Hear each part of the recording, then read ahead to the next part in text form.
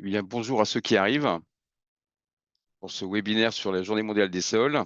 Il va commencer dans quelques instants. Donc, pour ceux qui ne me connaissent pas, je vais d'abord me présenter. Je suis Alain Broman et je suis président de l'Association française d'études des sols. Et, ici entouré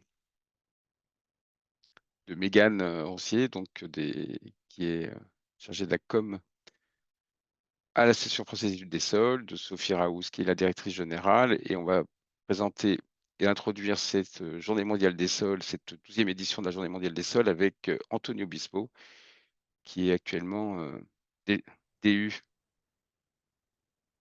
à l'INRA d'Orléans sur Infosol.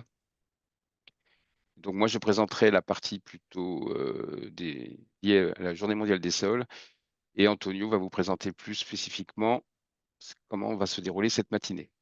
Et je le ferai aussi en coordination avec Sophie, qui va vous présenter plus le programme. Donc Sophie Raoult, c'est directrice générale, qui va présenter plus spécifiquement le programme de ces Journées mondiales des sols qui vont se dérouler à Angers le 4 et 6 décembre. Donc je pense que je vais pouvoir commencer. Ça a l'air de se stabiliser. Je pense que tu peux y aller, Alain. Très bien. Bah, je vais donc commencer. Je voudrais commencer C'est le cette soleil matinée d'Orléans. par un... Comment? C'était le soleil d'Orléans. Oui, ah oui. On sait qu'à Orléans, c'est un peu dramatique, ce côté ensoleillé.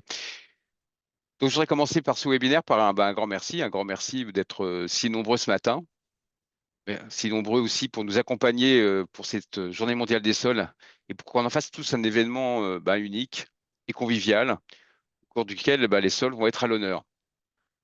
Alors, je veux dire, les sols, pour être à l'honneur, c'est pour ce qu'ils sont. On parle toujours beaucoup de services. Les sols sont un biotope exceptionnel et ça, c'est pas forcément que lié à sa production végétale. C'est qu'il stocke du carbone, qu'il abrite la biodiversité. Et en fait, il mérite d'être préservé pour de multiples raisons, juste pour notre humanité. Et ces raisons, elles peuvent être scientifiques, mais aussi elles peuvent être sociales, culturelles et même esthétiques. Bref, le sol, il est pluriel, il est comme nous, il est complexe. Chacun porte sa propre vision du sol. C'est cela aussi qui le rend si unique. Alors, comme vous savez, les Journées mondiales des sols, qui vont se dérouler à Angers du 4 au 6 décembre, s'articulent autour d'un thème. Ce thème, il est défini par la FAO. Cette année, ce thème est le sol en bonne santé pour des villes saines. Un sol en bonne santé pour des villes saines, excusez-moi. On l'a un peu modifié en France, parce que chaque société savante, effectivement, fait une journée mondiale des sols dans son pays respectif, donc nous en France. Et on a élargi ce concept à un continuum allant de l'urbain au rural, parce que la santé des sols, elle ne se définit pas juste par un biotope donné. Cette santé des sols, elle est... Alors, il faudrait peut-être aussi un peu mieux la définir. C'est lié à cette capacité de fonctionner et de fournir des services. Et comme je le disais tout à l'heure, ça ne se limite pas à une catégorie précise. On se trouve en forêt, sur un sol agricole, naturel ou urbain, on doit préserver la santé des sols et son intégrité. Et nous devons, surtout pour que nos territoires, nos villes, nos zones périurbaines ça aient simplement un avenir. Mais pour que on puisse baliser cet avenir ensemble, le chemin est un peu long. Le sol, il est à la fois proche de nous, mais loin, loin de nos politiques publiques, loin de nos stratégies de planification et de gestion. Ça sera un des thèmes qui va être abordé au cours de ces Journées mondiales des sols. Alors, comme je l'ai dit tout à l'heure, cette 12e édition, elle va se dérouler en Pays de Loire et elle est organisée en fait pas seulement par la FES, mais par 4 réseaux. Ce sont le Ernest, le GISOL, que représente d'ailleurs Antonio Bispo qui va succéder, et le RMT Sol et Territoire. C'est donc un réseau d'acteurs autour du sol qui organise ces Journées mondiales de sol. C'est à la fois un rendez-vous scientifique et technique qui est dédié à la compréhension, à l'évaluation et aussi à la valorisation de la santé des sols dans toutes ses composantes. Donc, Sophie, peux-tu passer le... Maintenant, on va passer plus au programme sensu stricto et je vais laisser la main à notre directrice générale, à Sophie Raous, pour qu'elle vous présente effectivement la structure de ces journées. Merci, Alain. Et bonjour à tous. Donc, effectivement, Cette année, on a un peu innové dans la manière d'organiser cette journée mondiale des sols en faisant cette conférence d'ouverture 15 jours avant le démarrage des événements en présentiel. Et donc, cette conférence d'ouverture, l'idée, c'est de pouvoir vous donner un petit aperçu des différentes thématiques qu'on va aborder ensuite en présentiel à Angers sur 3 journées. Donc, une première journée le 4 décembre, qui sera articulée en deux temps. Un premier temps le matin, plutôt à destination des acteurs techniques et scientifiques, mais plutôt professionnels agricoles. Une matinée du coup pour réfléchir à comment est-ce que ce concept de santé des sols, il est approprié par le monde agricole, quels indicateurs utilisent les agriculteurs pour suivre, comprendre la santé de leur sol, adapter leurs pratiques, comment est-ce qu'ils sont accompagnés par des laboratoires de recherche, mais aussi par des citoyens dans des projets de sciences participatives, par exemple, ou dans d'autres manières finalement de faire du lien entre acteurs de l'urbain et acteurs agricoles. Donc ça, ce sera plus sur la matinée. Ensuite, l'après-midi, on sera sur 3 sorties terrain, avec 3 thématiques. Un terrain plutôt sol viticole, un terrain sur la construction de sol et sol urbain et un sur les sols forestiers, où on va pouvoir, essayer d'approfondir cette notion de santé des sols, mais, avec une approche terrain, pour voir plus concrètement les indicateurs qu'on peut suivre sur le terrain pour, apprécier, cette notion de santé des sols. Comment on s'en sert de cette notion ensuite? Et ensuite, le 5 décembre, on aura 2 temps dans la journée. Une journée plutôt, donc les deux journées, journées en présentiel se passeront à l'Institut Agro. Et du coup, cette journée du 5 décembre, ce sera, plus une déclinaison en partant finalement de la présentation de la directive européenne sur la surveillance des sols qui, a été adoptée, le mois dernier. De comprendre comment est-ce que finalement cette directive, elle va pouvoir se traduire dans le droit français et dans nos outils finalement de suivi, d'appréhension, de compréhension et d'intégration de la santé des sols dans l'aménagement de nos territoires au sens large.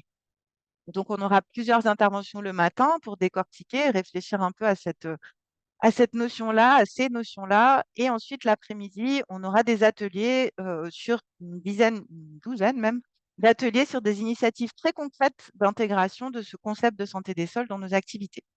Et on finira donc la journée du 5 décembre sur une journée autour des sols et de l'art. La FES coordonne en effet le projet Solscape, qui est un projet européen qui vise à rapprocher les acteurs scientifiques et les acteurs artistiques pour comprendre comment est-ce que ces rencontres peuvent permettre aussi de donner un nouveau regard et d'amener des changements de comportement sur les sols.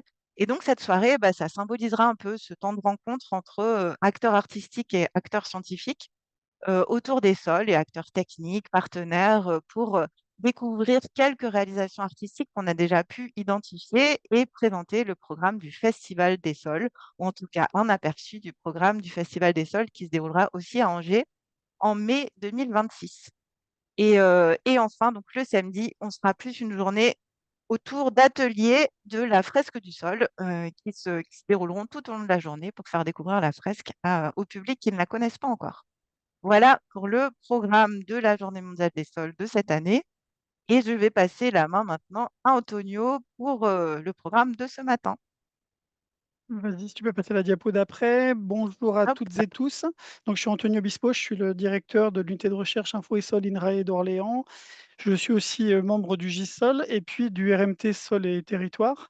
Et donc, voilà le programme qu'on vous a préparé à plusieurs, hein. C'est-à-dire qu'avec les partenaires et les intervenants, on a conçu cette conférence introductive, comme l'a dit Sophie, comme un condensé et on l'espère un avant-goût de ce qui va se passer en décembre pour vous donner envie de nous rejoindre en décembre. Donc, cette matinée va s'articuler autour de trois présentations au départ qu'on va enchaîner tout de suite, hein. Donc, c'est des présentations qui vont durer à peu près 10 minutes, un quart d'heure, et vous pourrez ensuite réagir et poser des questions à ces trois présentations, hein, sur la perception du sol, sur le sol, et puis sur la santé des sols dans l'aménagement du territoire. Et puis ensuite, on aura une séquence un peu table ronde débat qui sera lancée par quatre présentations un peu plus courtes, hein, qui vont durer 2-3 minutes sur l'implication du citoyen, sur le rôle de des agricultures urbaines, sur l'art et puis les sciences et recherches participatives. Donc on reviendra là-dessus juste après. Et puis ensuite, on aura une double conclusion par un grand témoin, Marc-André Sellos, qui doit nous rejoindre, et puis Alain aussi qui conclura ces journées. Alors, juste avant de démarrer, je voudrais vous signaler quelques éléments complémentaires. C'est que, cette conférence, elle est en ligne, évidemment, mais elle se veut quand même très interactive. Donc, vous avez une rubrique ou une fonction questions-réponses dans Zoom. Donc, vous pourrez poser vos questions en ligne. Donc, n'hésitez pas à les poser. Et puis, si vous aimez les questions que les collègues posent, eh ben, vous pouvez voter pour elles. Elles remonteront et ce sera des questions un peu prioritaires à poser. Je voudrais signaler aussi que la conférence est suivie par Claire Hernandez. Alors Claire peut nous faire un petit coucou, qui est facilitatrice graphique et le résultat de son travail sera présenté à Angers, donc une raison de plus de venir à Angers, donc en décembre. Et puis la conférence, ça a été signalé aussi dans le chat, la conférence va être enregistrée, elle va donc être mise en ligne par la suite et donc euh, si vous ne souhaitez pas apparaître à l'image, ben, vous coupez vos caméras. Voilà, puisque tout ensuite va être disponible sur YouTube. Alors du coup, sans plus attendre, on va commencer cette matinée par l'intervention d'Abigaël Fallot, qui est chercheuse au CIRAD et qui va nous présenter ses travaux sur notre perception du sol. Et donc après son intervention, vous aurez un petit temps de parole aussi pour poser des questions. Abigaël, je te laisse la parole et je te laisse Bonjour, partager ton écran. merci beaucoup. Merci à toutes les personnes qui organisent cette journée mondiale des sols en plusieurs épisodes. Donc, je suis Abigail Fallot, chercheuse en sciences sociales au CIRAD, qui est le Centre de coopération internationale en recherche agricole pour le développement, membre de l'unité de recherche SENS comme savoir, environnement et société. Et ce sont des programmes de recherche sur les possibilités d'atténuation du changement climatique et d'adaptation de l'agriculture qui m'ont amené à travailler sur les sols. En particulier à partir de 2016, dans la foulée de l'initiative 4 pour 1000 pour la séquestration du carbone dans les sols, et ainsi une meilleure contribution de l'agriculture à l'action climatique. Dans cette perspective, les sciences du sol sont essentiellement quantitatives, avec d'énormes besoins de données pour préciser toujours mieux et simuler la composition et le fonctionnement du sol à différentes échelles et dans différents contextes. Or, pour agir sans attendre d'avoir satisfait tous ces besoins de données et surtout pour nous mettre d'accord à l'encontre de la dégradation des sols, il nous faut aussi des approches qualitatives qui permettent de partager nos représentations et de co-construire une vision commune. C'est dans cet esprit d'articulation d'approches qualitatives et quantitatives que j'ai coordonné avec Dominique Mas de l'Institut de recherche pour le développement un projet de recherche sur les sols qui nous a amené à collecter et explorer les métaphores du sol à partir d'une proposition de Antonia Tadei, qui est dramaturge et spécialiste de création pluridisciplinaire. Nous avons prêté une attention particulière, une attention particulière et systématique aux termes qui sont utilisés pour parler des sols, notamment les termes imagés que l'on appelle métaphores, car ces images viennent d'ailleurs d'un autre domaine. Donc le terme métaphore vient du grec où il signifie transport, devenu déménagement en grec moderne. Par exemple, Olivier Husson, qui est agronome, parle du sol comme une batterie pour souligner l'importance d'un couvert végétal qui permette de recharger la batterie, le sol, et permettre un bon fonctionnement du sol, un sol en bonne santé. Autre exemple d'une chercheuse sur les sols, Smeret Beret, de l'Université de Californie, qui parle du sol comme un compte en banque et du carbone comme de l'argent. Et donc, il faut faire attention à ne pas faire faillite en utilisant en extrayant trop de carbone du sol. Donc, dans ces deux cas, les chercheurs ont utilisé volontairement une métaphore sur laquelle ils se sont appuyés pour expliquer le fonctionnement du sol et leur représentation, mais dans de nombreux autres cas, des métaphores sont utilisées de façon plus ou moins consciente, comme figure de style ou pour mettre en exergue un point particulier en passant. Or, nous nous sommes dit qu'il y avait vraiment matière à approfondir. Et donc, avec Antonia Tadei, toujours, nous avons relevé les métaphores et nous nous sommes interrogés à leur sujet. Nous en avons parlé avec différentes parties prenantes des sols, sous le terme de notre perception du sol. Dans ce nôtre, on inclut des personnes issues du monde de la recherche, de la production agricole, mais aussi des curieux, par exemple aussi des visiteurs au Salon international de l'agriculture en début 2024, qui ont donné leur vision des sols à partir de discussions sur les métaphores. Pour chaque métaphore, nous avons cherché à expliciter ce qu'elle nous disait, mais aussi ce qu'elle occultait, ce qu'elle laissait, quelles étaient ses limites et en quoi elle ne convenait pas toujours. En explicitant ces limites, nous invitons les personnes interrogées à penser à d'autres métaphores, à créer de nouvelles images qui apportent des éclairages complémentaires. Donc il ne s'agit pas d'un concours de métaphores, mais plutôt de promouvoir la pluralité des métaphores pour pouvoir en parler, pour pouvoir progressivement intégrer différents éléments de compréhension du sol, mais aussi différentes façons de se relier au sol, de le considérer. Aujourd'hui, nous avons à peu près 250 métaphores du sol, donc je n'aurai pas le temps de faire plus que de vous donner un aperçu de ce que quelques métaphores nous disent de la perception du sol. Rien de systématique, donc rien qui se veuille représentatif d'une population ou d'un territoire en particulier. Mais plutôt une invitation à prendre conscience des visions du monde que nous véhiculons lorsque nous parlons du sol. Alors, tout d'abord, concernant notre perception de la valeur du sol, nous avions trouvé dans un épisode de C'est pas sorcier, une interview de Claire Chenu qui parlait du sol comme un monument historique, en soulignant qu'il fallait plusieurs siècles pour créer du sol, quelques millimètres de sol, à partir de la roche. D'où l'importance de conserver le sol pour pouvoir le transmettre aux générations futures.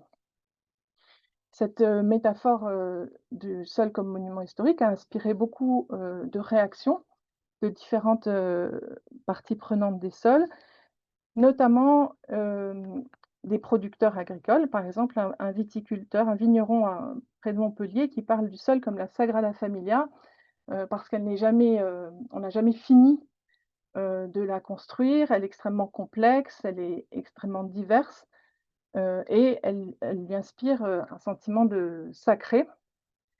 Et cette métaphore a été dansée par une troupe dans les Hautes-Alpes et a fait ressortir cette dimension un peu aussi de folie qu'il y a de s'attaquer au sol et voilà, quand on parle du sol, en fait, il y a quelque chose de très mystérieux et qui nous dépasse.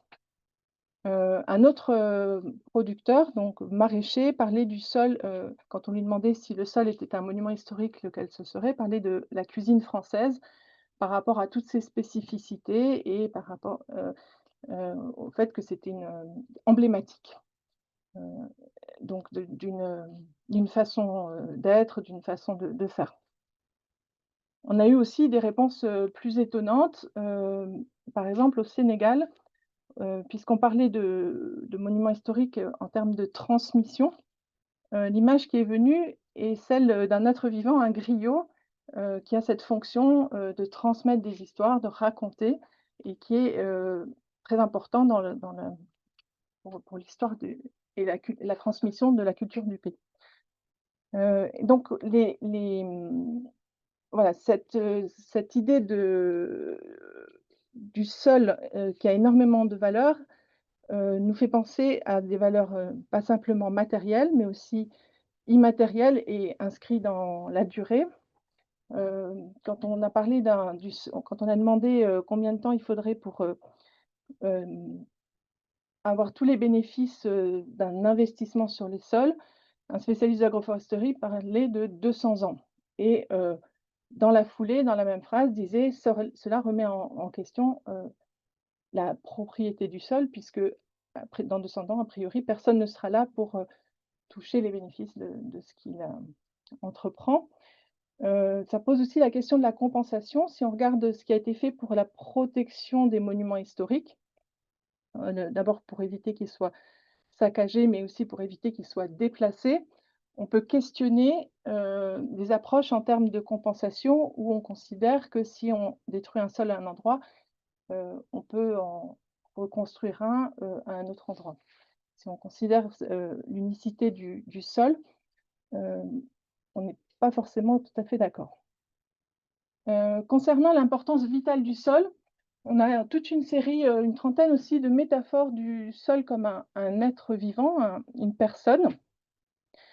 avec Alain Broman en particulier et d'autres chercheurs spécialistes des sols ou de la santé. Nous avons examiné ce concept, cette idée de santé des sols, en pensant notamment au sol comme une femme enceinte, qui peut être à la fois en pleine santé et avoir besoin de soins particuliers, et dont la santé est déterminante pour l'avenir de la vie qu'elle porte, et donc pour l'avenir tout simplement. Hem, la métaphore du sol comme être vivant ou comme personne met en exergue des questions de sensibilité, de réactivité du sol au traitement qu'on lui fait subir. Par exemple, une chercheuse en agronomie toujours utilise beaucoup la métaphore du sol comme un travailleur qu'il faut alimenter, mais aussi couvrir et bien traiter pour qu'il continue à travailler. Et au Kenya, une productrice parlait du sol à qui on donne les engrais sans matière organique comme quelqu'un à qui on donnerait des sucreries. Ça lui donne un coup de fouet, mais ça risque de le rendre un petit peu accro. Et il y a aussi cette métaphore qui nous a été proposée du sol comme un junkie aux engrais.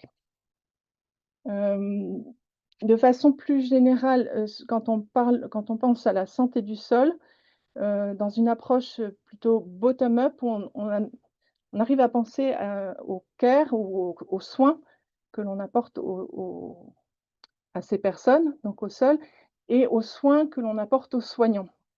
Dans l'idée qu'il y a une continuité dans ce soin et que pour que, par exemple, des producteurs prennent soin du sol, il faut pouvoir prendre soin d'eux. On a toute une série de métaphores, alors soit du sol comme un organe du corps ou alors plutôt dans un domaine plus mécanique qui nous font penser aux fonctions du sol. Le sol qui digère, le sol qui transmet, le sol qui régule. C'est par exemple une éleveuse transhumante qui parlait du sol comme une thyroïde, en pensant à un territoire où le sol avait un rôle de régulation. Dans le projet de loi pour des sols vivants qui a été proposé par Nicole Bonnefoy, en exposé des motifs, on a le sol comme un placenta pour l'humanité. Un grand spécialiste des sols russe parle du sol comme un cordon nourricier. On a toutes sortes d'images comme ça qui transmettent une compréhension assez ponctuelle d'une ou de plusieurs fonctions du sol et qui soulignent l'importance de regarder, de mesurer, de tenir compte de l'effet de nos pratiques sur le bon fonctionnement du sol. Un collègue qui avait fait des études d'agronomie nous a dit que son professeur lui avait dit: «Méfiez-vous des métaphores, ce n'est pas la vérité, le sol n'est pas une éponge». Et cette métaphore du sol comme une éponge, nous l'avons retrouvée chez les producteurs, notamment qui organisaient toutes leur schéma de production, leur terrain, en pensant à comment l'eau s'infiltrait, pouvait recharger, pouvait rester un petit peu dans les sols et être mobilisée à certains moments. Et c'est maintenant le principe aussi du keyline design dans l'agriculture. Un autre producteur qui est en Savoie nous parlait du sol comme une usine Renault, en soulignant l'importance de faire travailler les ouvriers de cette usine et donc les micro-organismes. Et donc quand l'usine Renault doit travailler la matière organique et éviter d'apporter des voitures chinoises toutes faites dans l'usine Renault, ce serait des engrais, des nutriments directement assimilables par la plante. Un autre aspect important concernant le sol et notre perception concerne les interactions dans le sol. Nous avons posé toute une série de questions sur le sol comme des communautés, une ou plusieurs communautés en interaction. Et d'abord, nous avons questionné l'ignorance sur justement qui sont ces communautés, comment elles fonctionnent, comment elles interagissent. Il y a actuellement certainement des progrès assez rapides qui sont faits avec grâce à l'ADN environnemental, mais pour l'instant, on considère qu'on connaît très peu des composantes du sol, des communautés du sol. Et les relations qui ont lieu dans le sol sont de différentes natures, pas simplement de la compétition, mais aussi parfois de la coopération, notamment avec des relations symbiotiques entre les racines, les champignons, les micro-organismes. Ce qui a évoqué l'image, par exemple, du sol comme un village, par une sociologue burkinabé qui disait, dans un village, la qualité de vie dépend moins du niveau de richesse que de la qualité des interactions entre ses habitants. On a aussi eu cette métaphore du sol comme des communautés de recycleurs pour la fonction justement des habitants du sol. On a énormément d'exemples pour penser et pour essayer de mieux préciser quelque chose qui est encore assez mal connu, qui sont ces interdépendances à différentes échelles du sol avec son environnement, du sol avec l'eau, du sol avec la biodiversité du paysage. L'idée qu'on a pour rendre compte de ces perceptions, enfin, rendre compte de ces connaissances encore faibles sur les solidarités écologiques, c'est de s'aider d'une compréhension des fonctionnements des communautés, plus généralement, et d'en profiter pour questionner les solidarités sociales qui sont nécessaires au maintien d'une bonne santé des sols. Donc ça nous amène en fait à repenser notre relation au sol. Déjà, est-ce que en tant qu'humain ou communauté humaine, on peut gérer un sol sachant qu'on ne le connaît pas? Et quel est notre lien avec les communautés ou l'ensemble des communautés du sol? Abigail, il te reste 1 minute? Ça tombe très bien. Je conclus donc. Alors, je voulais donner quand même une dernière métaphore que je trouve très belle, recueillie dans un focus group au Zimbabwe, du sol comme une longue route qui vous amène à la destination désirée. Et les personnes ont ajouté à ce moment-là, encore faut-il réparer les nids de poules, puisque là-bas, c'est un gros problème. Les routes sont en mauvais état et souvent, ça laisse les producteurs agricoles sans débouchés pour leur production. Et c'est finalement sur ce nid de poule et les funérailles, c'est les 2 seules activités pour lesquelles il y a encore une action en commun. Toutes les semaines, ils se réunissent pour refaire la route. Et donc du coup, d'avoir cette métaphore du sol comme une route, ça nous a aidés à penser l'action collective vis-à-vis du sol pour que des actions à un endroit ne consiste pas à aggraver la situation à un autre endroit.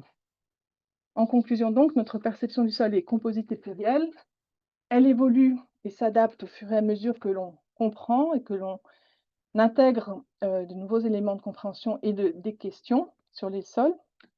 En plus d'informations, de chiffres, de données sur les sols, notre perception va dépendre de l'expérience sensible de chacun et de l'appréhension des enjeux socio-écologiques liés au sol, la façon dont on relie des questions de sol à des enjeux climatiques, par exemple.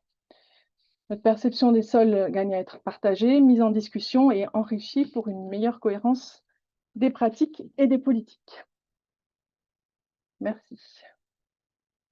Merci beaucoup, Abigail. Alors, il y a eu une question, je ne sais pas s'il y a d'autres personnes qui veulent. On n'a plus. Il y a eu une question, je ne sais pas si toi tu vois Oui, là, la question. Est-ce que tu la découvres en même temps que nous sur une idée développée par une politologue et militante dans son essai? Je ne sais pas si tu connais l'essai pour une écologie pirate. Est-ce que tu vois la question? Je te laisse répondre. alors je vois c'est pas la question, je suis dans le faut que j'aille au bon endroit. Que pensez-vous de l'idée Préservation de l'environnement en général. Oui, et c'est toute la question et l'ambiguïté du terme de solidarité sur lequel justement on est en train de travailler, puisque solidarité, souvent ça se réfère à une communauté, donc il y a ceux qui sont à l'intérieur et ceux qui sont à l'extérieur. Et du coup, c'est pas, voilà, il y a aucune solution ou aucun mot qui serait parfait pour indiquer ce qui serait bien. Ça va dépendre de la façon dont on considère les différentes parties prenantes et donc qui on inclut et qui on prend en compte. Dans le chat, il y avait aussi une réponse, alors un point de Julie Petit qui dit que la liaison entre les organes du corps et les fonctions des sols est très souvent reprise lors des sessions fresques du sol et que ça porte, c'est un point assez percutant. Donc par rapport à effectivement ce que tu as évoqué, Abigail. Oui. Au salon de l'agriculture, il y a quelqu'un qui était passé, discuter un petit peu, puis il est revenu tout d'un coup, 1 heure plus tard en disant: «Ça y est, j'ai trouvé, le sol est comme le foie», parce qu'on aime lui faire du mal. Enfin, en tout cas, c'est associé à bien manger, bien boire, mais il se régénère si on fait un petit peu attention. Du coup, il y a d'autres questions qui sont arrivées entre-temps, mais peut-être que je vais te les laisser répondre, en direct, par écrit, peut-être. Henri Robin, oui, que De l'autre sur Henri et puis de Guénola aussi, parce que du coup, on est en train de prendre un peu de retard. Je vais laisser la parole du coup tout de suite. Donc, pour continuer à poser vos questions, parce qu'on répondra en ligne hein, à vos questions. Je laisse la parole à Christophe Ducommun, qui est ingénieur pédologue à Institut Agro Angers et qui va justement nous parler de ce continuum que sont les sols. Vas-y, Christophe. Bonjour à tous, vous m'entendez? Très bien. Vas-y. Bon, super. Bon, je me présente rapidement. Donc moi, je suis Christophe Ducommun, je suis pédologue à l'Institut Agro, donc un spécialiste des sols, donc on va dire un généraliste. Hein. Et puis une de mes thématiques de recherche, eh bien, c'est cantonné à mon environnement de laboratoire, c'est-à-dire qu'on travaille sur les sols urbains, les sols construits, leur cartographie, leur spatialisation, etc. Donc, et puis, j'aurai également l'occasion de vous accueillir pour les journées mondiales des sols en décembre. Alors aujourd'hui, ben, je vais vous parler d'un sol. Qu'est-ce qu'un sol urbain? Et puis comment construire ou reconstruire un sol. La question est compliquée, les questions sont compliquées. Ce dont on est certain, ben, c'est que ces sols se trouvent en milieu urbain. Ça, c'est la certitude. Pour tout le reste, eh bien, je dirais que tout est possible en termes de situation, de sol. Tout est envisageable. Hein, voilà. Alors, le sol constitue une ressource initialement de support pour les activités humaines, hein, avec notamment l'urbanisation. Euh, on peut une petite carte pour montrer un peu la dynamique globale d'urbanisation des villes de France et même on peut dire d'Europe. Hein. C'est-à-dire que en fait les habitants sont cantonnés essentiellement au centre historique jusqu'au 19e siècle. Et puis c'est après la Seconde Guerre mondiale qu'on a eu un étalement urbain galopant.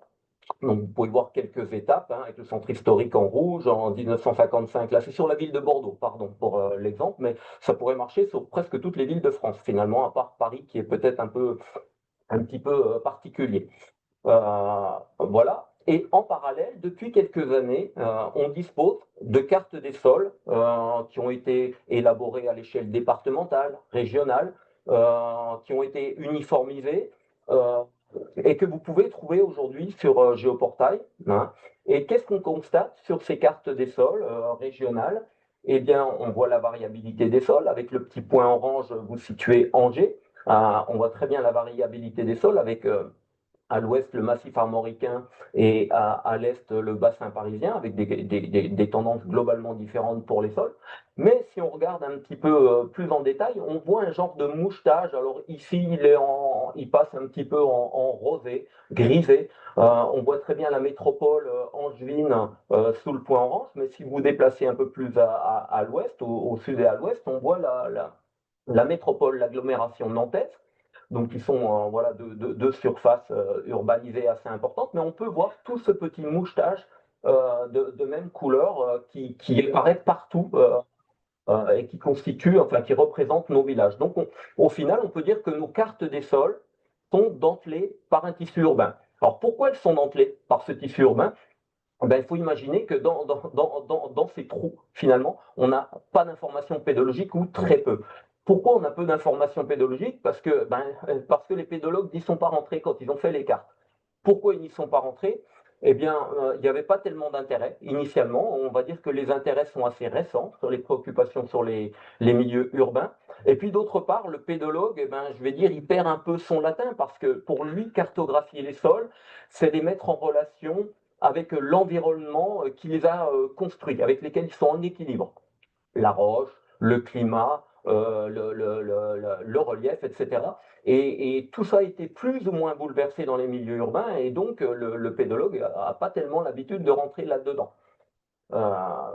Voilà. Alors, l'urbanisation, quels effets sur les sols? Eh bien, on va prendre en exemple les sols naturels, hein, et puis voir ce que ça donne en termes d'urbanisation. Donc on en a parlé un tout petit peu. Les sols naturels, en fait, ils sont issus d'une histoire très longue par rapport à l'homme. Si on veut situer long par rapport à quoi, c'est par rapport à l'homme. J'ai mis, c'est des dizaines de milliers d'années, ça peut être un peu moins, mais j'aurais pu rajouter un zéro aussi, ça aurait pu être des centaines de milliers d'années. Voilà, donc on n'est pas dans le pas de temps de la mémoire de l'homme. Alors, on parlait de métaphore tout à l'heure. Alors, effectivement, aujourd'hui, on voit beaucoup fleurir le sol.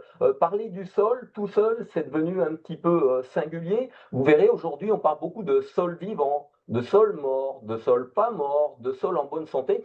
C'est vrai que l'homme, il aime bien trouver des métaphores un petit peu anthropocentrées pour communiquer, et c'est très bien.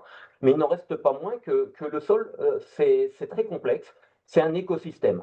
Donc, en tant qu'écosystème, eh ben, il y a une composante physique qui est organo-minérale. C'est même une spécificité de la Terre, hein, d'être organo-minérale.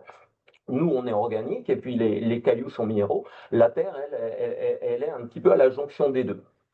Et puis, déjà, rien que parler de sol, par exemple, dire un sol argileux, on est déjà dans quelque chose qui n'est plus tout à fait exact, en fait.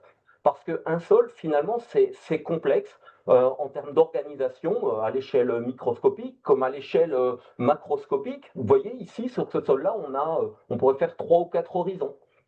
Eh bien, allez dire si ce sol il est argileux ou pas. Il est peut-être argileux en profondeur et puis sableux en surface. Alors, comment le qualifier? Vous voyez, dire déjà c'est un sol argileux, c'est déjà compliqué, ça ne traduit pas sa complexité et son fonctionnement. Euh, donc, il y a également une composante vivante, essentiellement, c'est essentiel, je veux dire, puisque le sol constitue, par sa porosité, par sa matière organique, eh ben, un lieu privilégié pour accueillir la vie. Et quand on associe la vie à un milieu physique, eh bien, on a tout un tas de fonctionnalités biochimiques dans le sol. Donc, le sol, il va être responsable du recyclage ou bien au contraire du stockage des matières organiques, de la croissance des plantes qui va nourrir les animaux qu'on mange ou bien la nourriture directe, les plantes qu'on va manger. Il va avoir un rôle de stockage ou bien d'épuration de l'eau, les deux. Et puis, ben, on l'a dit, une diversité pour les habitats et les espèces et plein d'autres fonctions. Donc, vous voyez, le sol, c'est quand même quelque chose de compliqué, qui n'est pas facile à étudier, mais il faut à tout prix essayer de le comprendre pour essayer de le copier quand on veut créer des choses en ville, parce que c'est toujours la nature qui va nous donner l'exemple. Donc, et il ne faut pas oublier non plus que ces sols, qui constituent, je vous l'ai dit, un écosystème, ils sont dans un écosystème connecté, c'est-à-dire qu'ils sont connectés à d'autres écosystèmes, à d'autres sols, d'où la carte des sols, qui va mettre en avant les relations entre les sols, puisqu'il y a des sols en haute pente qui vont fournir de l'eau et des solutés à des sols qui sont en bas de pente, et tout ça interagit pour qu'on bénéficie de fonctionnalités globales. Or, les sols urbains, on peut les appeler des anthroposols, hein, dans la classification française des sols, et eux, ils ont plutôt une histoire très courte à l'échelle par rapport à l'homme. On est plutôt à l'échelle des décennies, même si je vous mens un petit peu, il y a des sols qui sont très vieux, des sols archéologiques, mais globalement, l'urbanisation montre des sols qui ont plutôt quelques décennies. Alors, comment on peut les qualifier, ces sols urbains? Ben, c'est une réelle boîte noire, en fait. Même pour le pédologue, il faut y aller, se confronter aux situations pour voir les choses, parce qu'il y a toutes les situations possibles. Ils peuvent être mélangés, vous voyez, les couches de gauche peuvent être mélangées, ils peuvent être simplement tassés, ils peuvent avoir été nivelés en surface, tronqués pour mettre autre chose, ils peuvent avoir été recouverts, ils peuvent avoir parfois été épargnés. On peut trouver des sols naturels en ville. Et puis, ne pas oublier qu'ils peuvent avoir été déconnectés. Ils sont peut-être épargnés, mais déconnectés, ils ne rempliront pas les mêmes fonctionnalités. Ils peuvent avoir été drainés. Et puis, aujourd'hui, on essaye de les construire pour ramener de la végétalisation en ville et reconstituer. J'ai mis une parenthèse parce que vous avez vu que les sols à gauche mettent des milliers, dizaines, centaines de milliers d'années à se construire, et refaire un sol tel que l'avait fait la nature, c'est impossible. Ce qui est détruit à l'échelle de l'homme, il va falloir reconstruire autre chose, mais ce sera une autre histoire. Donc finalement, les sols en ville, cette boîte noire, eh bien, leur morphologie quand même va refléter leur usage, qu'il soit intentionnel ou fortuit. En allant voir les sols, on va pouvoir avoir des indices pour savoir comment ils sont formés, à partir de quoi et comment ils fonctionnent. Et puis, du coup, ils sont marqués d'une part par la technicité de l'homme. Par exemple, si on l'a tassé, ben, on sait qu'il y a des gros tracteurs peut-être qui ont roulé dessus, je ne sais pas moi, en marge de maison voilà, en marge de construction. On va pouvoir retracer un peu l'historique et les interventions humaines. Donc voilà, il faut se poser des questions, avoir des réflexions sur la destinée des sols urbains. Les sols constituent une ressource avec un intérêt très récent. Et donc comment on peut les étudier, s'y intéresser? Donc l'intérêt des sols urbains, donc initialement, le milieu urbain, c'était pour construire des infrastructures, pour habiter, pourquoi pas faire à la suite de ça, je sais pas, peut-être des usines, des infrastructures commerciales, etc. Donc, globalement, on a largement imperméabilisé ces sols. Donc, on peut le voir là sur un centre plutôt historique, donc du centre-ville, on voit que l'imperméabilisation est assez violente, même si on essaye de laisser un petit peu pousser de la végétation pour le bien-être des habitants. Et puis, quand on va un peu plus en périphérie, on voit qu'on a quand même des endroits qui sont un peu plus épargnés, ou en tout cas, on a du végétal. Alors, le terme imperméabilisation, je me permets de poser deux secondes dessus, parce qu'en fait, ce terme imperméabilisation, il n'est pas très bien choisi dans la réalité. Il masque la réalité. Parce qu'en fait, la notion de sol support est pas très bonne. Le sol n'est pas un bon support pour les infrastructures. Pourquoi? Parce que le sol, à gauche, là, les sols naturels sont meubles, ils sont poreux, ils sont dynamiques, les argiles vives, etc. Donc finalement, le sol n'est pas un bon support. C'est un bon support pour les plantes, oui, mais pour les infrastructures, ce n'est pas un bon support. Donc, ce qui va se passer, généralement, eh bien, c'est qu'on va tronquer ce sol, finalement, éventuellement le recouvrir, puis le tasser, et donc finalement un sol imperméabilisé, c'est plutôt un sol qu'on a perdu dessous. Vous voyez, donc il faut enlever cette idée préconçue qui suffirait de dérouler la pellicule d'enrobé pour retrouver le sol qui est dessous, parce que c'est jamais le cas. Voilà. Donc voilà quelques exemples de sols en tant qu'infrastructure. Vous voyez ici, c'est un parking qui était voué pour une expérience chez nous à la désimperméabilisation. Vous voyez sous le ruban là qui montre la profondeur du sol, à 70 cm, on retrouve un sol qui est presque naturel parce qu'on retrouve encore la matière organique. Il doit manquer un petit bout, mais entre à 70 cm, donc il était légèrement tronqué, mais on a mis un géotextile, puis après on a mis des matériaux techniques pour pouvoir pour que l'usage actuel, le parking, soit correct. Christophe, il te reste 5 minutes. Et il me reste 5 minutes, je vais accélérer un petit peu. Une autre partie, un sol qui serait tronqué, là où on met du réseau, après on va reboucher des choses. Là, l'intention, c'est simplement de reboucher. Puis un troisième exemple, vous voyez là, le sol a complètement disparu. Ce que vous voyez sous la couche d'enrobé, c'est la roche. Donc on a enlevé la partie meuble du sol. Il manque peut-être 60 cm à ce sol. La connaissance des sols urbains, elle est intéressante parce qu'elle va permettre de planifier les aménagements. Donc la connaissance spatiale, on débute dans la cartographie des sols actuellement. Ce n'est pas quelque chose de facile. Je vous ai dit, les pédologues n'ont pas l'habitude, mais ils commencent à se déployer des méthodes dans différentes villes. On a cité Orangis, mais il y a aussi Nantes, Angers, etc. Donc le but, c'est de constituer des îlots urbain, pédologique, suivant le type de sol, l'usage, l'historique et la technicité. Et puis derrière, vous voyez, je vous montre qu'est-ce qu'on tire de ces cartes. On peut retrouver des sols, savoir où on retrouve des sols en place ou des sols dénaturés. À droite, vous pouvez voir pour ceux qui ont l'habitude un sol lessivé qui se trouve en ville, qui va être décapé. Mais le but de ces cartes, c'est de faire des cartes d'aptitude, voilà, par exemple, d'agronomie, par exemple. Et puis après, constater si on a de la connectivité ou pas entre les sols, parce que l'eau va circuler. On parle actuellement de tram brut. Voilà, donc un petit exemple voilà, sur la ville d'Angers, voilà, avec l'agence d'urbanisme d'Angers, ils ont créé un petit document qui s'appelle Éclairer la stratégie de reconquête des espaces urbanisés, une approche qualitative du ZAN impliquant la qualité des sols. Donc pour eux, on a fait une carte des sols avec différentes cartes thématiques sur la valeur agronomique, le potentiel de ruissellement, voilà, le stockage du carbone. Et eux, ils ont pu produire un document d'aménagement, voilà, de planification pour savoir les zones où il fallait densifier et les zones où il fallait renaturer. Voilà, une petite carte sur la ville des Poncés qui fera l'objet de la sortie quand vous viendrez sur les sols urbains. J'ai quasiment terminé.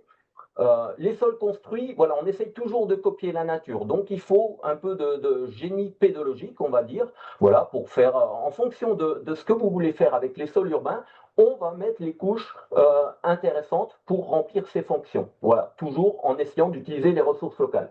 Vous voyez ici une fosse de plantation d'arbres qui va se traduire, une fois finie, par évidemment une plantation d'arbres, mais le but, c'est d'avoir un volume suffisant pour éviter le tassement des sols et puis produire et puis qu'on ait une réserve d'eau.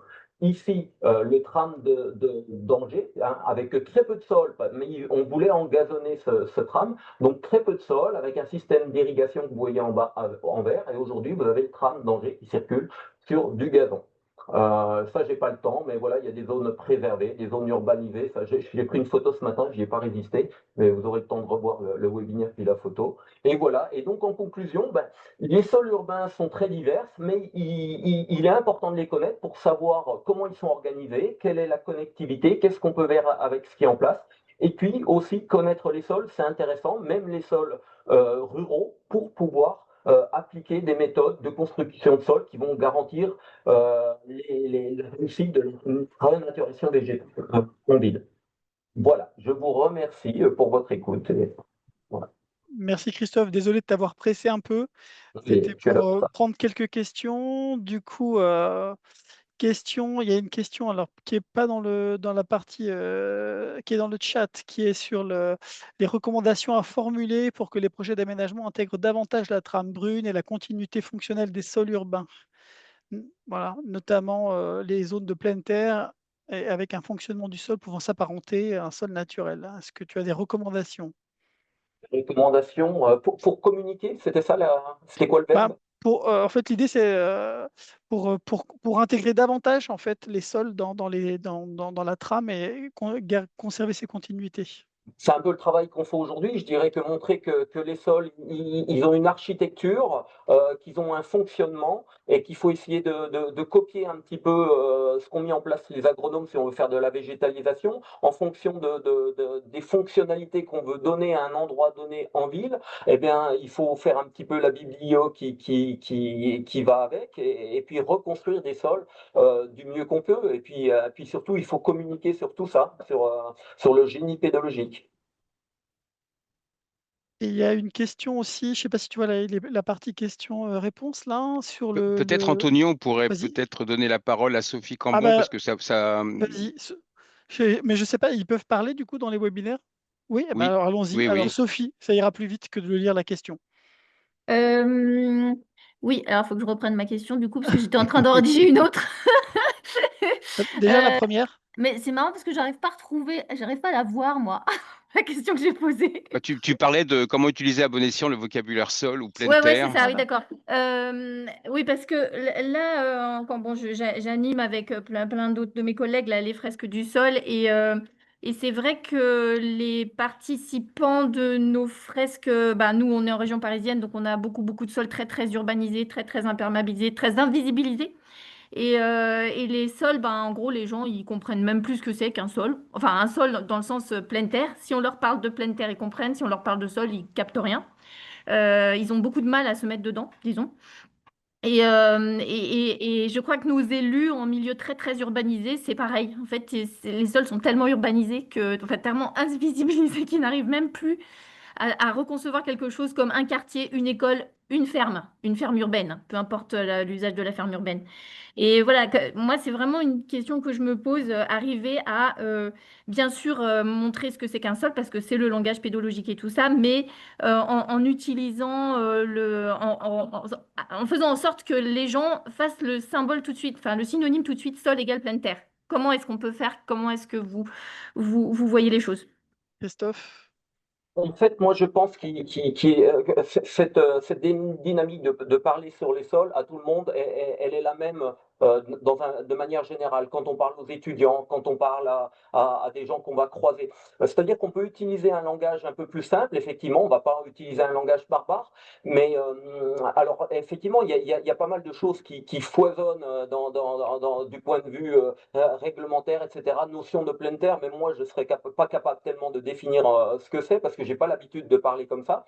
Il faut parler simplement aux gens, mais je pense qu'on a aussi un rôle d'éducation, il faut leur parler réellement. C'est-à-dire qu'il ne faut pas aller vers le trop simpliste non plus. Voilà, il faut appeler un chat un chat. Alors, on ne va pas dire un luvisol pour dire un sol qui est lessivé, mais il faut utiliser du langage qui est courant. Hein, voilà, voilà, pour moi, il ne faut pas aller trop dans la simplification et dans la démultiplication des termes. Vous voyez, dénaturation, renaturation, pleine terre, tout ça, c'est des termes qui me dépassent, qui dépassent les gens. Je pense qu'il faudrait utiliser des termes plus concrets, plus rationnels, toujours avec une idée d'éduquer les gens. Voilà.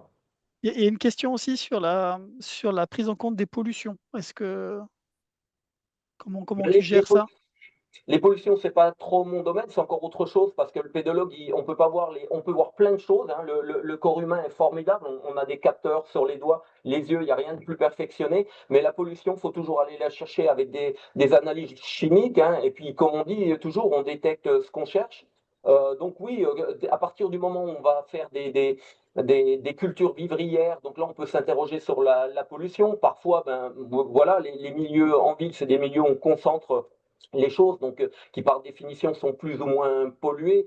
Euh, voilà, ça dépend de l'usage, mais je ne sais pas s'il faut focaliser trop là-dessus finalement, en dehors du fait, si on ne mange pas des choses, des productions, je dirais qu'à la limite, c'est pas très très grave.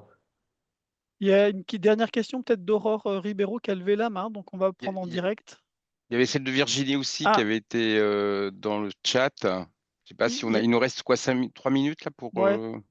On peut essayer de faire les deux. Peut-être si tu Alors, réponds. Donc Aurore Virginie, vous Ribeiro, voyez une question rapide et une réponse rapide aussi de Christophe.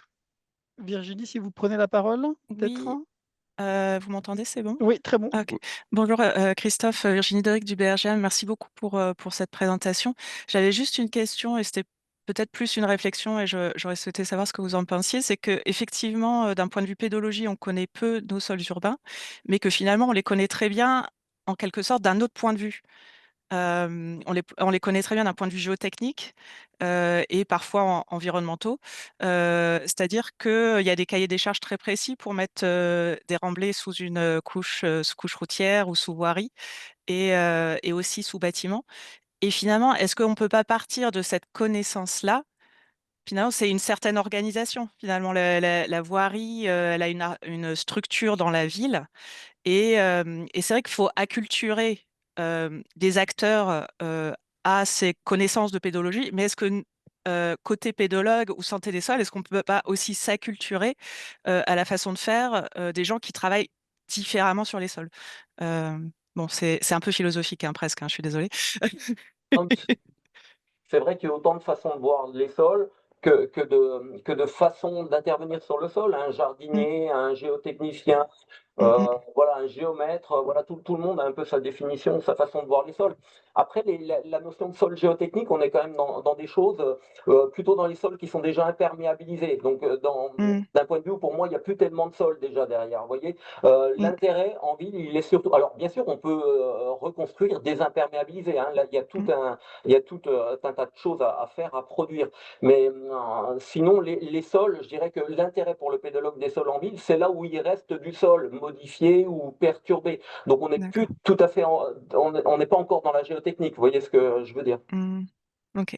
Mais les deux Est-ce sont, que tu peux voilà, les deux arrêter sont ton commentés. partage, Christophe, s'il te plaît? On va passer, ouais. Est-ce que Aurore, elle peut poser sa question dans Ouais. le, dans le chat, là, ou enfin pas dans le chat, mais dans la partie questions-réponses? Parce que là, on est en train de déborder. Je voulais passer à la présentation suivante pour qu'on reste un peu dans le timing. Je suis désolé, Aurore. Si vous pouvez poser votre question, et puis on va regarder avec Christophe pour que Christophe puisse répondre aussi en direct aux différentes questions qui sont dans la partie questions-réponses. Et je voulais du coup passer donc, merci d'abord de vos questions et de votre intérêt, hein. Et donc, on laisse la parole à Anne, Anne Lefranc de l'ADEME, qui est coordinatrice thématique aménagement et qui va intervenir sur les sols, justement, dans l'aménagement du territoire. Anne, on te laisse la parole. Bonjour à toutes et tous. Est-ce que vous voyez bien mon écran? Je pense que oui, normalement. C'est OK pour vous. Donc voilà, bon, moi je suis coordinatrice effectivement à l'ADEME, au service aménagement des villes et des territoires. Et je vais vous parler de santé des sols de manière assez large dans l'aménagement du territoire, alors de l'urbain au rural, mais aussi du rural à l'urbain, de manière à prendre en compte les sols de manière plus en amont, peut-être et plus largement, plutôt à l'échelle de la planification territoriale, ce qu'on appelle ça. L'ADEME a pour mission, bien sûr, de porter à connaissance toute la recherche scientifique sur les sols, mais aussi d'accompagner les territoires à mieux prendre en compte ces questions. Et depuis l'arrivée du ZAN, nous accompagnons donc ces territoires à mieux prendre en compte la question du sol. Et donc l'idée, c'était de vous montrer un petit peu comment ces territoires se sont saisis maintenant de ces questions-là et ont changé leur regard et leur perception, notamment leur perception du sol et comment c'est en train un petit peu de un peu plus largement dans la société, en écho à ce qui vient d'être dit sur la perception du sol. Alors juste pour vous, je voulais commencer juste mon propos en vous montrant effectivement des images satellites d'une zone. Voilà, alors là on se trouve en Italie, d'une zone rurale. Voilà, on pourrait trouver cette zone tout à fait en France, hein, donc de toute façon c'est vraiment très pour illustrer comment on peut avoir une pression sur les sols. Alors ces images, elles sont issues d'un d'un reportage fait dans le cadre du Monde. En fait, ça a été publié dans Le Monde, un reportage sur justement le phénomène d'artificialisation, comment l'Europe vire du vert au gris, qui est absolument remarquable. Et on voit vraiment cette pression foncière. Et là, donc, on se trouve au sud du lac de Garde, avec une pression énorme sur notamment touristique qui se fait et donc je voulais juste vous montrer, voilà, je pense que peut-être vous avez vu déjà ces images, mais voilà un petit peu 7 ans après, donc on était en 2018, là on se retrouve 7 ans après, on voit toutes des petites surfaces foncières priorisées sur le logement, hein, on peut le voir de manière assez spectaculaire grâce à des images satellitaires, hein, qui sont assez fines, hein, vous le voyez, hein, 10 mètres sur 10 mètres. Et la construction de logements, bon, peut paraître essentielle, hein, dans le cadre d'aménagement du territoire, mais elle n'est vraiment pas sans conséquence sur la question des sols. Autre photo, là cette fois-ci on se retrouve en France, dans différents territoires ruraux, alors en Seine-et-Marne, à Angers, dans les Bouches-du-Rhône, mais cette fois-ci, on n'est plus sur la question du logement, on est plus sur l'étalement lié au fait d'avoir des plateformes logistiques, hein, que ce soit Amazon, Mondial Relais, Lidl, Castorama, enfin, toutes ces plateformes touristiques qui pullulent un petit peu partout. Et quand on voit 7 ans après, effectivement, on a ce type de photos. C'est assez, voilà, c'est assez parlant, ça parle parle en tout cas, elle parle d'elle-même. Effectivement, l'aménagement du territoire est vu comme, on voit le sol comme un support de l'urbanisation, ça a été dit précédemment, et l'aménagement du territoire, voilà, est vu et invisibilise finalement le sol, est fait de manière linéaire pour répondre donc à un besoin, effectivement, hein, le besoin sont prégnants, hein, pour les territoires, faire du logement, de l'activité économique, produire pouvoir permettre le transport, produire de l'énergie, pouvoir accueillir du tourisme. Tout ça, effectivement, répond à un besoin fort des territoires, évidemment. Mais en voyant cet aménagement et ce modèle d'aménagement depuis les années 60, on est vraiment sur un modèle totalement linéaire. Cela impacte forcément notre environnement, crée de l'étalement urbain et de la consommation d'espaces naturels, agricoles et forestiers, les ENAF. Alors sur les chiffres, on est à peu près sur environ 25 000 hectares par an d'ENAF qui sont consommés. Alors, pour ceux que ces chiffres ne parlent pas trop, on parle de 5 terrains de foot par heure, la nuit comprise, donc 5 terrains de foot par heure. À la fin de ce webinaire, au bout de 2 heures, on aura artificialisé 10 terrains de foot. Je ne sais pas si vous imaginez un petit peu le rythme. Et ça, c'est un rythme qui est complètement déconnecté finalement de nos besoins finalement essentiels, hein, parce qu'on artificialise 4 fois plus vite que la population ne grandit. Et ça, c'est vrai partout en France, et tous les territoires sont concernés, et majoritairement ceux qui sont sans tension immobilière. On pense vraiment aux territoires urbains qui font face à ce phénomène-là, mais les territoires ruraux sont aussi très impactés par la pression foncière. On considère que notamment l'habitat contribue assez fortement au rythme d'artificialisation. Vous avez vu sur les photos notamment le pavillonnaire, hein, les opérations qui sont finalement pas très denses. On parle d'opérations quand on parle de pavillonnaire, voilà, ça peut représenter 51% de la consommation d'espace aujourd'hui en France, et finalement que 19% du total de production de logements. Et quand on parle de logement, après, bien sûr, on tire toutes les activités économiques, d'emploi, d'infrastructures, d'équipements, de tourisme, etc. Et en même temps, cette urbanisation, elle produit aussi beaucoup d'espaces vacants, d'espaces dégradés, d'espaces de friches, par exemple.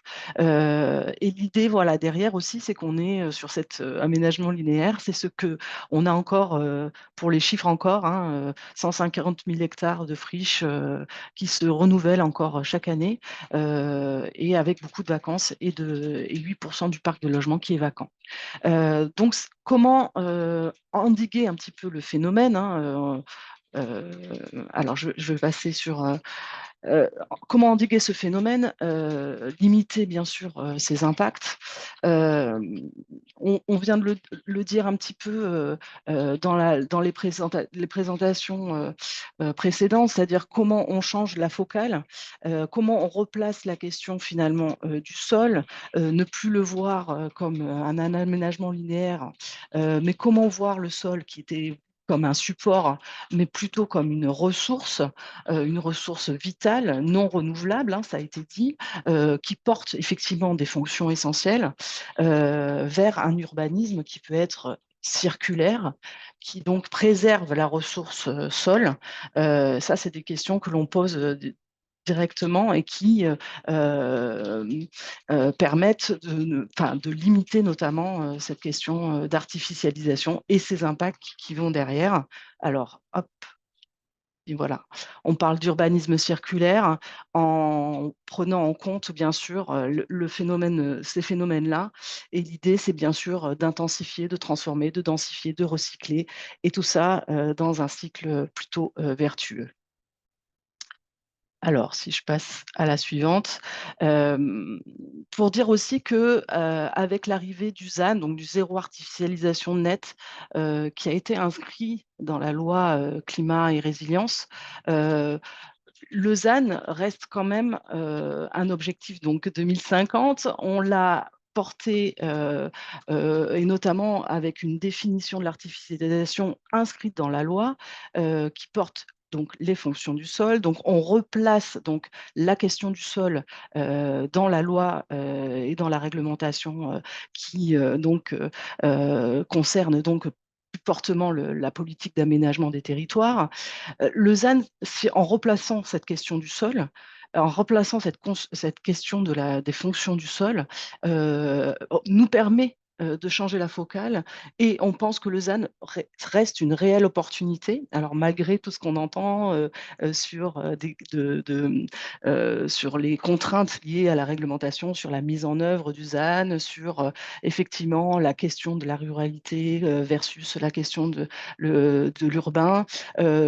On pense que le ZAN reste la réelle opportunité pour concilier les enjeux majeurs que sont l'adaptation au changement climatique, la question de la gestion de l'eau, notamment de la question des inondations, des îlots de chaleur urbains, etc. La question de la biodiversité, tout ça, c'est des enjeux extrêmement majeurs, mais aussi de santé des habitants, du bien-être et de la qualité de vie. Voilà. Donc tout ça, ça permet de conjuguer. C'était l'opportunité de le mettre au cœur, la question du sol.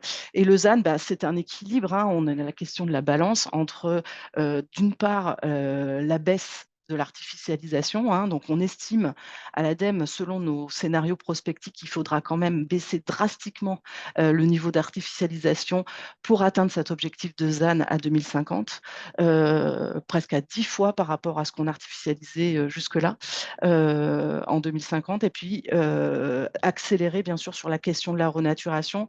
Et là où, justement, la question du sol, revient évidemment, de manière plus prégnante. 2 conditions de réussite. 2 conditions de réussite. Alors, la sobriété foncière évidemment, parce que ça c'est fortement lié, hein, forcément, et c'est la condition sine qua non pour atteindre ces objectifs-là.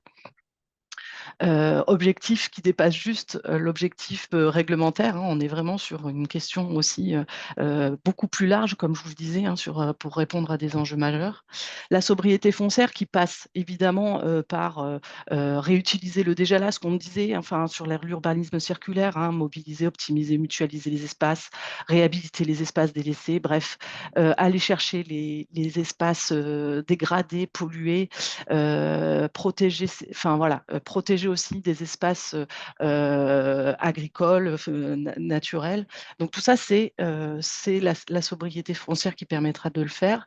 Et la deuxième condition de la réussite, et c'est un peu tout l'objet aussi, de cette présentation, c'est de dire, voilà, il faut que la stratégie territoriale, que les territoires se saisissent de cette question-là, et puissent baser, finalement leur stratégie territoriale sur une meilleure connaissance de la multifonctionnalité des sols, dans les territoires.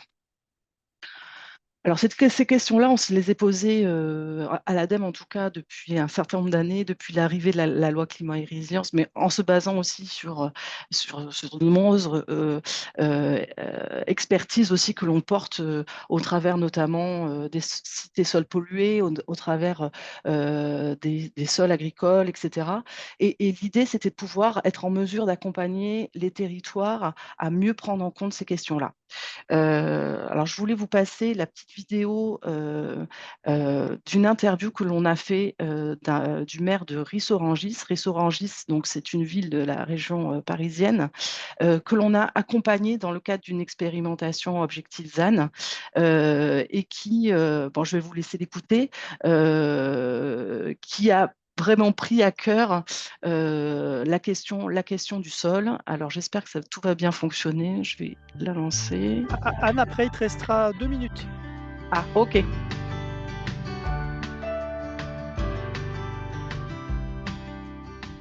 Je m'appelle Stéphane Rafali, je suis maire de Ris-Orangis depuis 12 ans maintenant.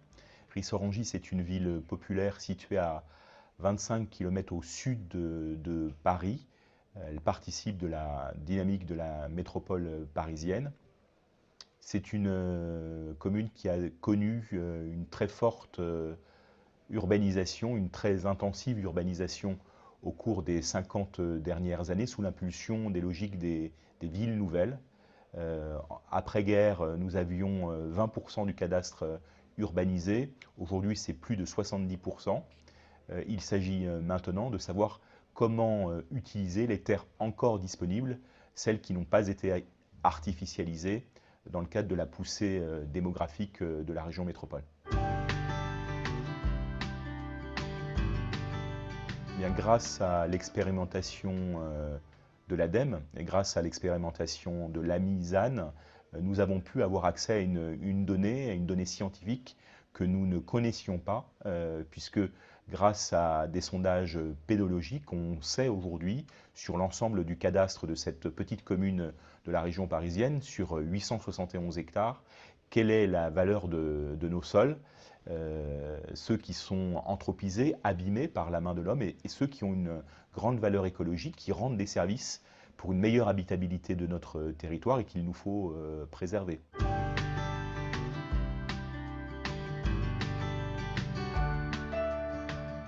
Je crois qu'avant tout projet d'aménagement, avant de définir une stratégie urbaine et de moyen long terme dans le cadre de la planification, soit d'un plan local d'urbanisme, soit d'un schéma de cohérence territoriale à plus grande échelle, je conseille aux élus locaux de réaliser des sondages pédologiques pour avoir accès à une connaissance qui leur permettra de ne pas commettre d'erreurs et de construire là où il faut et de préserver les sols et de valoriser les sols pour leur qualité écologique quand ils en ont.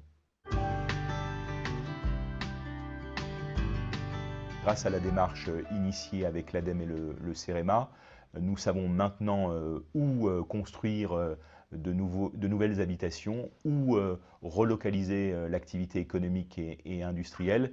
Et nous savons aussi là où il nous faut préserver les sols pour leur valeur écologique, soit leur valeur hydrique, leur valeur agronomique, climatique ou de biodiversité.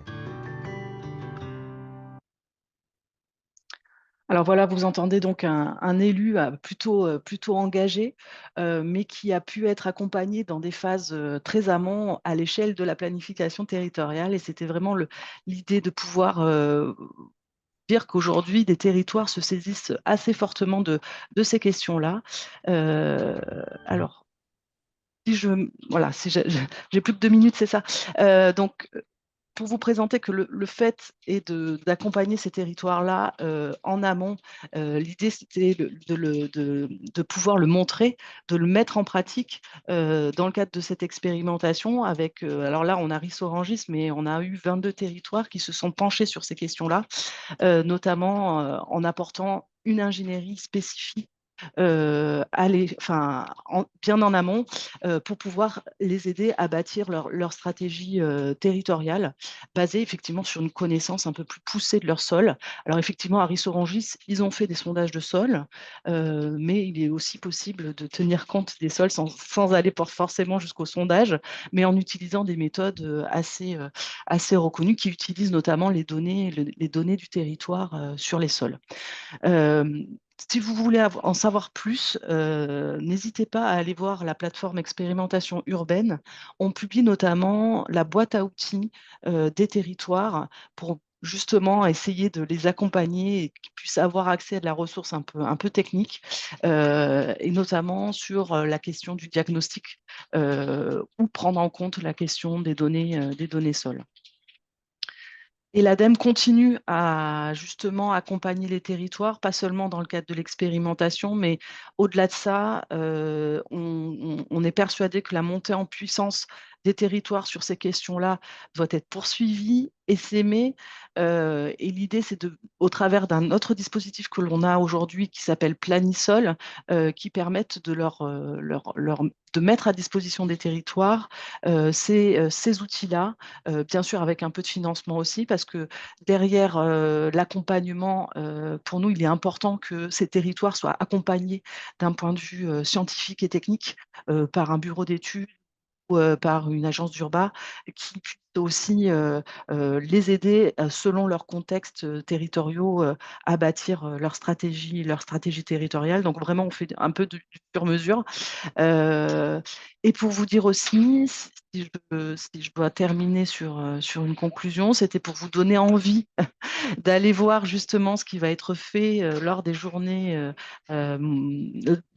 mondiales des sols du 4 au 6 décembre, parce que cette question-là de prise en compte de la multifonctionnalité des sols à l'échelle des stratégies territoriales, notamment à l'échelle de la planification notamment, elle va être traitée au travers notamment de la journée du 5 décembre, au travers d'un focus et d'un atelier interactif. Donc voilà, n'hésitez pas à participer, vous en saurez plus notamment sur quelles sont les méthodes qui sont aujourd'hui déployées, à quelle échelle les utiliser, quelles données sol vous pouvez utiliser si vous êtes dans le cadre d'une collectivité territoriale et que vous avez envie de bâtir une stratégie sur la question des sols. Et c'est ma collègue Cécile Grand qui donc animera cet atelier interactif. Elle présentera notamment le travail qui a été fait dans le cadre de la production d'un guide. Donc, je vous invite vraiment à aller participer à ces ateliers. Et j'en termine là. Si vous avez des questions, n'hésitez pas. Merci Anne. On va prendre les questions en fait dans le chat et puis je pense enfin, dans le chat et dans la partie questions-réponses là. Je vais t'inviter à y répondre en ligne Oui, parce que du coup on a mangé un peu du temps d'accord. et je voudrais passer directement maintenant au mode un petit peu table ronde. Ce qu'on vous propose, c'est que évidemment autour de la table, autour de vos écrans aujourd'hui, vous êtes tous intéressés, passionnés ou au moins intéressés par les sols, je vais dire. Mais du coup, on s'est posé, nous sommes en organisant la journée, on s'est posé la question de savoir comment faire évoluer notre perception du sol, nos comportements ou notre rapport au sol. Et donc, on a identifié collectivement 4 initiatives qu'on souhaite vous partager avant d'ouvrir plus largement le débat. Donc, on va vous partager ces différentes initiatives. Et puis ensuite, vous pourrez intervenir hein, à travers les questions, mais aussi à travers une partie un peu interactive qu'a préparée aussi Sophie. Donc, parmi les 4 initiatives qu'on a identifiées qui permettent peut-être de changer notre regard, notre perception, notre comportement vis-à-vis du sol, on a une première initiative qui va vous être présentée par Lydie Doisy, qui est coordinatrice Terre de Liens Normandie, et à travers l'investissement de son épargne dans le sol. Donc, Lydie, je te laisse la parole pour à peu près 2 minutes pour présenter cette initiative. Merci. Oui, vous m'entendez tous? Très bien. Très bien. Eh bien, merci de m'avoir invitée. Effectivement, je suis Lydie Doisy de l'association Terre de Liens Normandie. Terre de Liens Normandie, c'est une composante d'un mouvement qui est national du même nom, Terre de Liens, et qui s'est donné un objectif assez simple il y a déjà 20 ans, en apparence, qui est de faire la terre agricole un bien commun. Alors concrètement, ça veut dire quoi? Ça voulait dire que Terre de Liens s'est basé sur l'acquisition de terres comme un levier pour pouvoir préserver nos terres agricoles et puis s'engager à ne jamais les revendre. C'est ce qui a toujours eu lieu. Ces terres-là, elles sont cultivées, elles sont utilisées par des paysans et des agriculteurs avec des pratiques agroécologiques qui s'engagent eux-mêmes à à s'engager dans le label agriculture biologique. Et aujourd'hui, eh bien, on en est quand même à plus de 400 fermes acquises par le mouvement Terre de Liens, qui comptabilise à peu près 12 000 hectares à travers la France, qui sont donc du coup préservés en agriculture biologique. Alors, moi, je me suis tout de suite dit, bon, on m'a posé la question, hein, on m'a demandé il y a très peu de temps hein, d'intervenir, et on m'a posé la question, eh bien, en quoi cette initiative, elle contribue à faire évoluer la perspective des sols? Ben, j'avais deux façons de répondre à cette question. La première, qui me venait à l'esprit tout de suite, c'est que c'est exactement ce que Terre de Liens en a fait comme objet. En fait, c'est l'objet même du mouvement, c'est-à-dire en inscrivant au centre des préoccupations le devenir du foncier agricole. Terre de Liens, eh bien, par ses actions premières et même par ses actions par la suite de sensibilisation auprès du grand public, mais aussi des collectivités, eh bien, a mis au centre de l'échiquier l'importance de préserver les terres agricoles et de se sentir tous concernés par la préservation des terres agricoles. Donc c'est l'objet même de l'association. Euh, en faisant de cet objectif, hein, de l'importance des terres comme un bien commun, eh bien, c'est aussi rappeler une chose importante, enfin, en tout cas selon nous, c'est que les sols ne sont pas interchangeables, qu'ils sont précieux, et qu'ils sont finis dans l'espace. Et donc, du coup, tous collectivement en prendre conscience. Mais au-delà de ça, j'ai vu que l'intervention devait porter sur l'épargne citoyenne, notamment. Et donc, je resserre ma réponse à cette question. Bien, Terre de Liens, et je peux le faire facilement, puisque Terre de Liens, c'est un mouvement citoyen né des citoyens. Et qui est encore aujourd'hui soutenu par l'engagement des citoyens à différents niveaux. Ce mouvement, la manière d'acquérir les terres agricoles, elle se fait principalement grâce à un de nos outils les plus précieux, qui est la foncière Terre de Liens. La foncière Terre de Liens, c'est une société en commandite par action qui possède un mandat SIEG, ça veut dire un mandat qui est délivré par l'État de service d'intérêt économique général, donc sous-entendu une entreprise d'intérêt général. Et cette société en commandite par action, eh bien, elle nous permet d'acquérir les terres agricoles et comment? Bah, par l'action, justement, l'action de chacun, c'est-à-dire chacun peut devenir actionnaire au sens propre comme au sens figuré, c'est-à-dire actionnaire en confiant son épargne, et bien en achetant une action auprès de la foncière. Je sais que parmi les personnes qui sont ici, il y en a qui sont actionnaires et il y en a plusieurs, j'ai même reconnu des noms. Donc c'est vous dire que vous savez de quoi vous parlez finalement. Et puis cette épargne-là, eh bien, elle est 100% consacrée à l'acquisition de terres agricoles, avec évidemment les exigences du label, du label agriculture biologique, mais aussi la contractualisation d'un bail à clause environnementale avec chaque fermier va au-delà des simples conditions du label agriculture biologique. Ça, je le précise. Et puis bah, l'engagement citoyen, il ne s'arrête pas que là. Il est aussi au travers de nos nombreux bénévoles, à travers les associations régionales qui sont dans chaque région de France et qui font vivre le mouvement et qui communiquent sur l'importance de préserver les terres agricoles en ville comme en campagne. Actuellement, on a quand même 1500 personnes se définissant comme bénévoles de Terre de Liens. Et ce sont autant d'ambassadeurs qui nous aident quotidiennement et qui sont aussi eh bien, des représentants citoyens qui tapent à la porte de nos collectivités pour les sensibiliser, qui représentent les citoyens dans des instances étatiques. Et donc c'est tout ça, on va dire, l'engagement Terre de Liens, eh bien, au profit et pour l'intérêt général et la préservation bah, des sols, puisque je m'adapte au cas d'aujourd'hui. Merci beaucoup, Lydie. Je passe ensuite la parole à Christophe Schwartz, donc, qui est professeur et directeur du centre INRAE Grand Est de Nancy, qui va aussi lui nous présenter en fait le rôle ou les rôles que peuvent jouer les agricultures urbaines dans la santé des sols et pour intéresser justement les citoyens. Christophe? Oui, merci beaucoup Antonio. Bonjour à toutes et à tous. En fait, je vous fais peut-être un peu le retour d'expérience d'un chercheur qui travaille depuis 30 ans sur des questions de sol urbain en lien avec les agricultures urbaines en général et aussi le jardinage urbain. On est parti de loin à l'époque, hein. Moi, j'ai le souvenir, il y a 30 ans, quand je disais que je travaillais sur les sols urbains, de gens qui me disaient, mais ce sont des non-sols, il n'y a aucun intérêt à les étudier, c'est des tas de déchets, etc. On a beaucoup bougé. Donc, je pense que la recherche, elle a son temps, elle a de mise en œuvre et progressivement, on a réussi à sensibiliser avec une communauté scientifique qui travaille sur ces sujets en France. Bien sûr, je ne l'ai pas fait tout seul, mais avec beaucoup de programmes de recherche aussi, en particulier un soutien assez régulier et constant de l'ADEME autour de ces questionnements-là.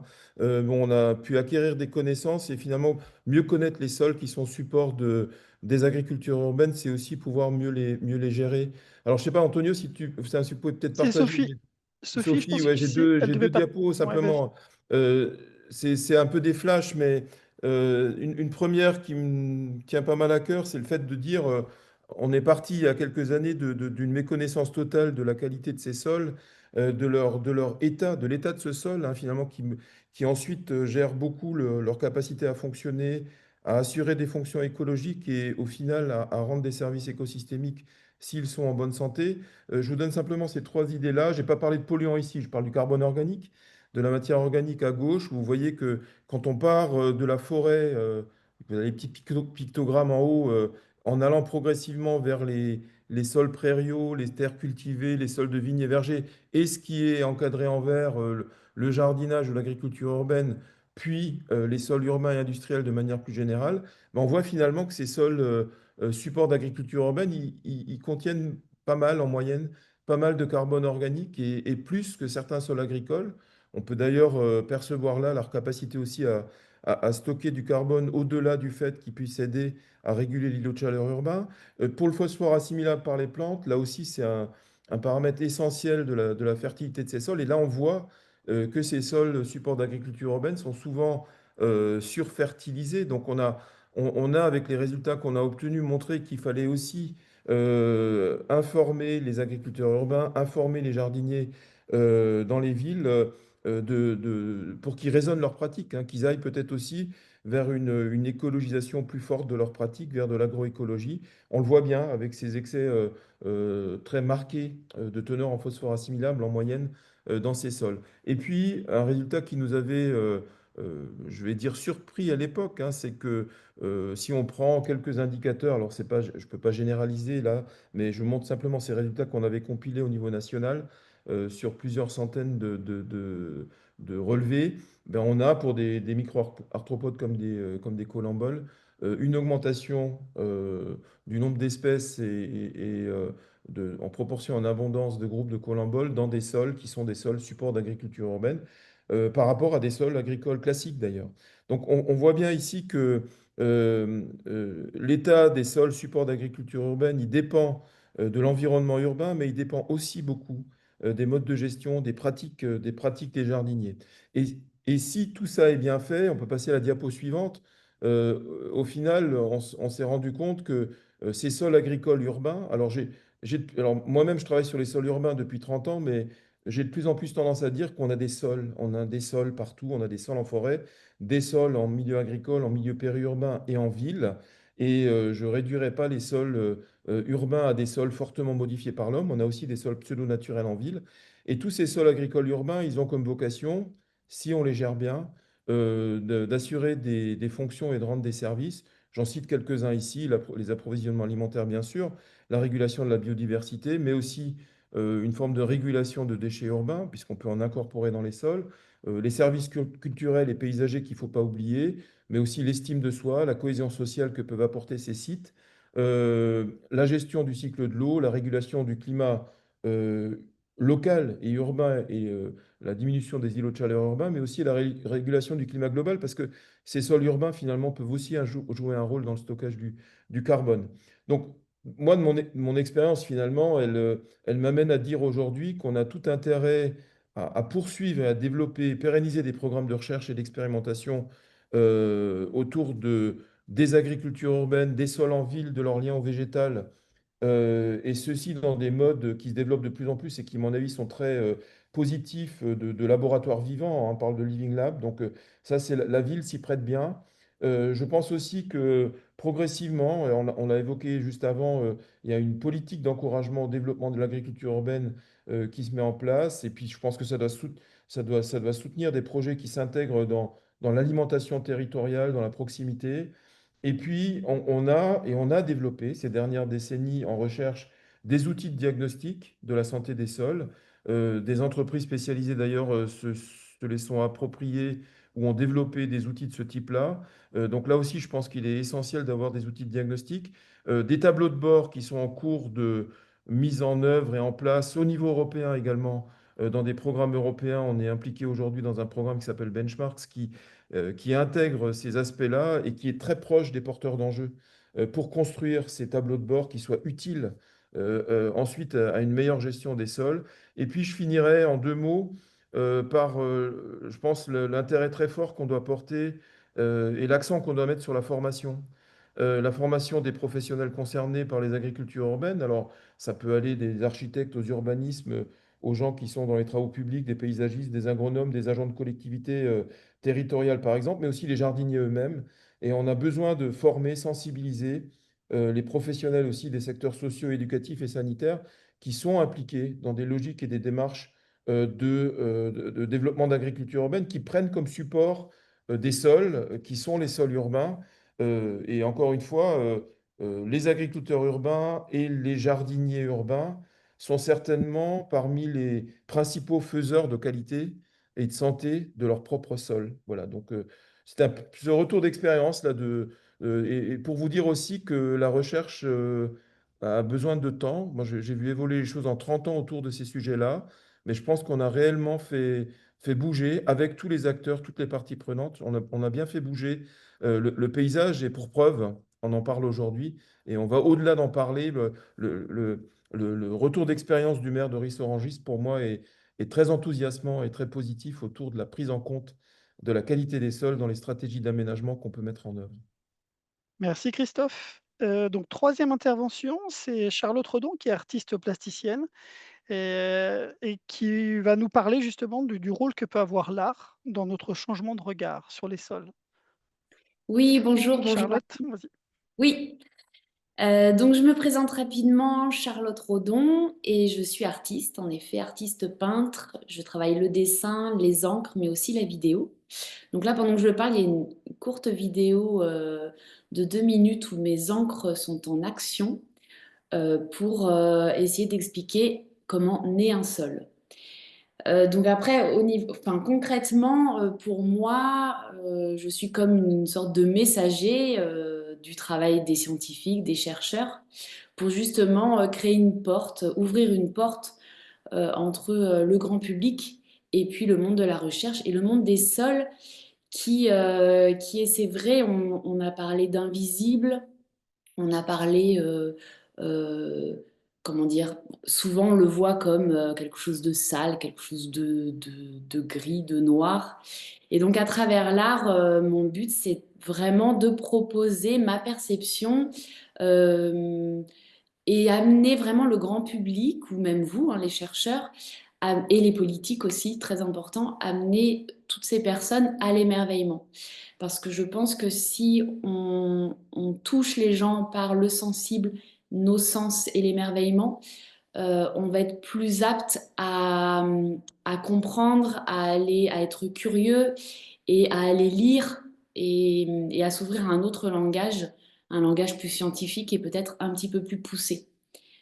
Euh, donc, à travers mes expériences, ça fait quelques années maintenant, bientôt 6 ans, que je travaille sur les sols. Je ne fais que ça.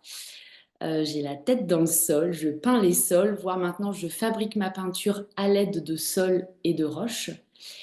Et à travers mes expériences, donc j'ai travaillé avec des muséums d'histoire naturelle, notamment celui de Bourges, où on a créé une exposition sur les sols, notamment avec le Labex Arbre de Champenoux, donc de Nancy, dont Christophe Schwartz qui a participé amplement au projet, l'Université de Lorraine, où justement on a construit une exposition itinérante qui est aujourd'hui itinérante dans la région du Grand Est. Et le but, c'est vraiment d'associer l'art et la science, deux langages qui aujourd'hui peuvent, enfin qui aujourd'hui, même depuis toujours, c'est simplement qu'on a créé des cloisons entre ces domaines. Mais voilà, créer une relation entre l'art et la science pour essayer de sensibiliser et ensuite peut-être de créer des projets un petit peu plus concrets euh, d'un point de vue, je pense, politique. On en a beaucoup parlé là précédemment. Et d'ailleurs, à Bourges, cette exposition, on a vraiment inclus les politiques dans cette exposition qui ensuite ont vraiment concrètement créé des projets donc comment dire, de végétalisation des cours d'école, de certaines places. Et ça a été un petit peu enfin, la petite étincelle qui a enclenché des projets concrets. Voilà, alors après, je vous en dirai plus le vendredi 3 à l'occasion de la soirée Sol et Art, où là, on va pouvoir échanger. Alors concrètement, je travaille beaucoup avec des pédologues, scientifiques, aussi des instituteurs, dans le milieu de l'enseignement, pour toucher justement l'enfant. Je pense que c'est très important. On n'en a pas parlé ce matin, mais je pense il faut aussi en parler au public enfant. C'est là où tout se joue, à mon avis. En tout cas, beaucoup de choses. Donc voilà, donc concrètement, je travaille avec toutes ces personnes. Je suis jamais seule dans mon atelier et bah, j'apprends, je suis curieuse, je prends des infos, des images, je vais dans les laboratoires, voilà. Et donc, je crée des projets pour des expositions, des conférences. Et c'est là où vendredi, je vais pouvoir plus vous en dire. Peut-être qu'il y a des questions. Vendredi 5 décembre, Le donc 5 là, décembre, c'est pardon, ça. non pas le 3. Et je vais laisser la parole. Il y a des questions, je pense que Charlotte, tu y répondras derrière sur le chat. Et je laisse la parole à la dernière intervenante, qui est Anne Blanchard, qui est directrice d'affaires chez EOD Ingénieurs Conseil, sur le rôle des sciences et recherches participatives aussi pour changer notre vision des choses, notre regard au sol. Anne? Oui, bonjour à toutes et tous. Donc, Et Sophie peut projeter, je oui, pense. il y a une slide, je crois. Vas-y. Ouais, donc Anne Blanchard, donc directrice d'affaires EOD, donc effectivement impliquée dans plusieurs projets de recherche et sciences participatives. Et donc là, le but effectivement, d'essayer de comprendre en quelques minutes comment ces projets peuvent être un vrai levier pour reconnecter les citoyens à ce patrimoine vivant qui est le sol. Donc pour nous, les sciences participatives, c'est effectivement d'abord une autre manière de produire de la connaissance, de faire la recherche, non plus seulement pour les citoyens, mais avec les citoyens et pour les territoires. C'est une sorte de co-construction, un apprentissage collectif où chacun, et en fait on a cité plusieurs acteurs de ces projets de sciences et recherches participatives, on peut parler des jardiniers, des agriculteurs, des enseignants, des élus, des plus jeunes, des moins jeunes, mais aussi juste voilà, des simples curieux, et donc des citoyens au sens large, où chacun du coup devient observateur, contributeur et parfois même chercheur, en fait, selon les niveaux d'implication dans ces différents projets, dans la compréhension et la préservation des sols. Alors pourquoi c'est important? Ben, en fait, on l'a dit et vous l'avez vu depuis le début de cette matinée, on est sur des sols qui sont extrêmement hétérogènes. On peut avoir des caractéristiques de sol qui varient effectivement d'un champ agricole à un parc urbain, mais aussi au sein d'une même parcelle ou d'un même potager, d'un même jardin. Et aujourd'hui, on ne peut pas tout observer, on ne peut pas tout mesurer sans un large réseau d'observateurs, de contributeurs. Et c'est justement ce que permet la mobilisation citoyenne dans ces projets de sciences et recherches participatives. Multiplier les points d'observation, renforcer du coup la représentativité des données, mais surtout créer un lien finalement entre la science, la recherche et la société. Donc à travers des initiatives comme Clé de Sol, Gerdibiodive, l'Observatoire participatif des vers de terre, donc voilà, il y en a quelques-unes qui apparaissent sur cette diapositive. Il y en a plein d'autres, des initiatives de sciences et recherches participatives sur la question des sols. Et ça, je vous renverrai vers le site de l'Association française de l'étude des sols qui recense ces initiatives. Donc, à travers ces initiatives, en fait, les citoyens deviennent acteurs de la recherche. Ils apprennent aussi, ils montent en compétences sur l'observation, sur l'échantillonnage, sur la reconnaissance d'un organisme et pour comprendre finalement comment fonctionnent ces systèmes. Et donc petit à petit, en fait, on a beaucoup parlé aujourd'hui et ce matin d'invisibilité. Et ben petit à petit, le sol devient visible, il devient tangible et même parfois il devient beau.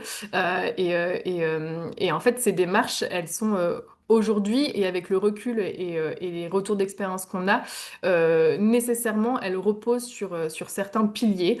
Donc il y en a quelques-uns qui apparaissent ici à l'écran. On a déjà la formation des citoyens à la démarche scientifique parce que c'est pas tout effectivement de les faire contribuer, mais il faut qu'on puisse tous comprendre ce qu'on fait, comprendre les protocoles, comprendre les données et comprendre pourquoi on le fait en fait et pourquoi on met en place ces protocoles de sciences et recherche participative. On a aussi la nécessité de garantir la qualité et la comparabilité des données, donc dans une certaine forme de rigueur scientifique. On est bien dans des projets de sciences et recherche participative, donc on s'attache à garder cette rigueur scientifique. Et puis aussi assurer la pérennité des initiatives à travers le temps et les moyens.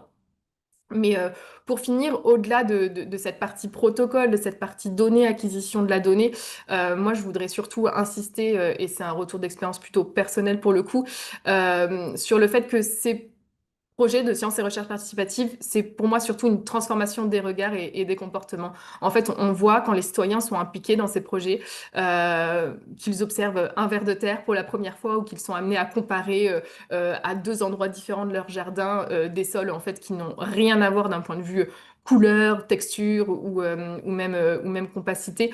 À ce moment-là, le citoyen comprend effectivement que le sol, c'est pas une simple matière inerte, c'est vraiment un écosystème vivant, fragile, à préserver du coup. Et cette prise de conscience, elle va changer la manière dont cette personne va pouvoir jardiner, va pouvoir construire, va même pouvoir consommer.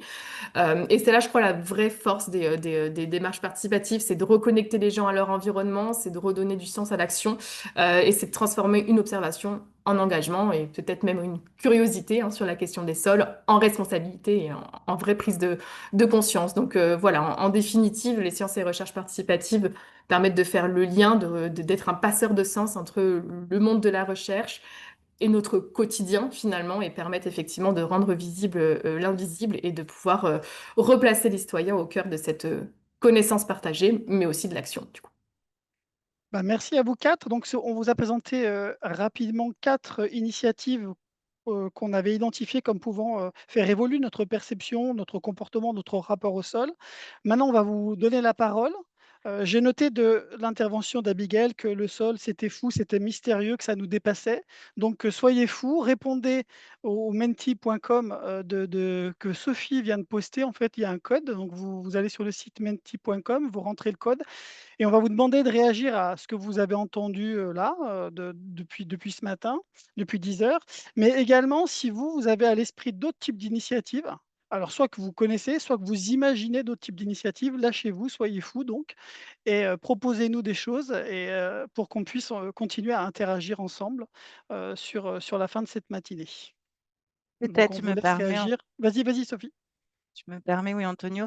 L'idée, en fait, de ce Menti, donc le lien qu'on vous a mis là dans le chat, c'est un peu de se faire un tableau des différentes manières dont on peut imaginer des leviers pour faire évoluer nos perceptions et nos comportements vis-à-vis des sols. Et l'idée, c'est de construire ce tableau ensemble là aujourd'hui, de le commenter en fin de webinaire et puis de l'utiliser en présentiel lors de la Journée mondiale des sols. On le repartagera aussi avec les participants pour continuer à explorer finalement les différents leviers qu'on a aujourd'hui pour faire évoluer nos perceptions et nos comportements vis-à-vis des sols. Donc, on vous laisse répondre et peut-être entre-temps, si il y avait des questions dans le module questions et réponses, ou si vous voulez réagir directement aussi à l'oral, n'hésitez pas à lever la main, comme ça on peut vous donner la parole. Antonio, je te redonne la main s'il y avait des questions sinon dans le module. Ben, j'ai pas vu de questions trop apparaître après l'intervention de Christophe, donc je ne sais pas s'il y a eu d'autres questions sur, je sais pas, sur l'intervention justement de Charlotte ou de Anne Blanchard, ou d'autres questions qui vous seraient venues entre-temps, hein. Et puis je vous conseille donc, enfin je vous demande si vous pouvez aller aussi sur le Menti, nous faire des suggestions, hein, pour faire évoluer nos perceptions, nos comportements sur les sols. On a déjà une vingtaine de- Je vais bientôt partager mon écran aussi avec les retours. Tout. Hop. Alors, bon, on peut commencer. Puis, tu veux, je partage. Vas-y. Alors, il y a plein de choses déjà Ah ben il y a beaucoup de euh, choses. qui ressortent. Déjà, ce qui paraît assez central, c'est cette question de sensibilisation qui revient. En fait, bon, vous connaissez sûrement le fonctionnement des nuages de mots. Plus le mot est gros, plus il reflète le nombre d'occurrences en fait du mot qui a été proposé. Donc, on voit qu'effectivement, le terme de sensibilisation ressort beaucoup, mais également l'éducation, la formation, finalement, la transmission de connaissances au sens large.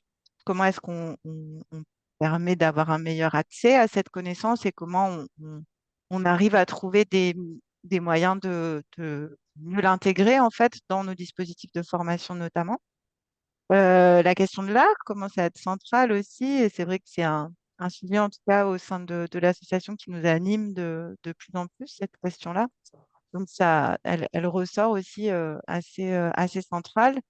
Et après, il y a des propositions il y a moins d'occurrences, mais qui sont tout autant intéressantes aussi.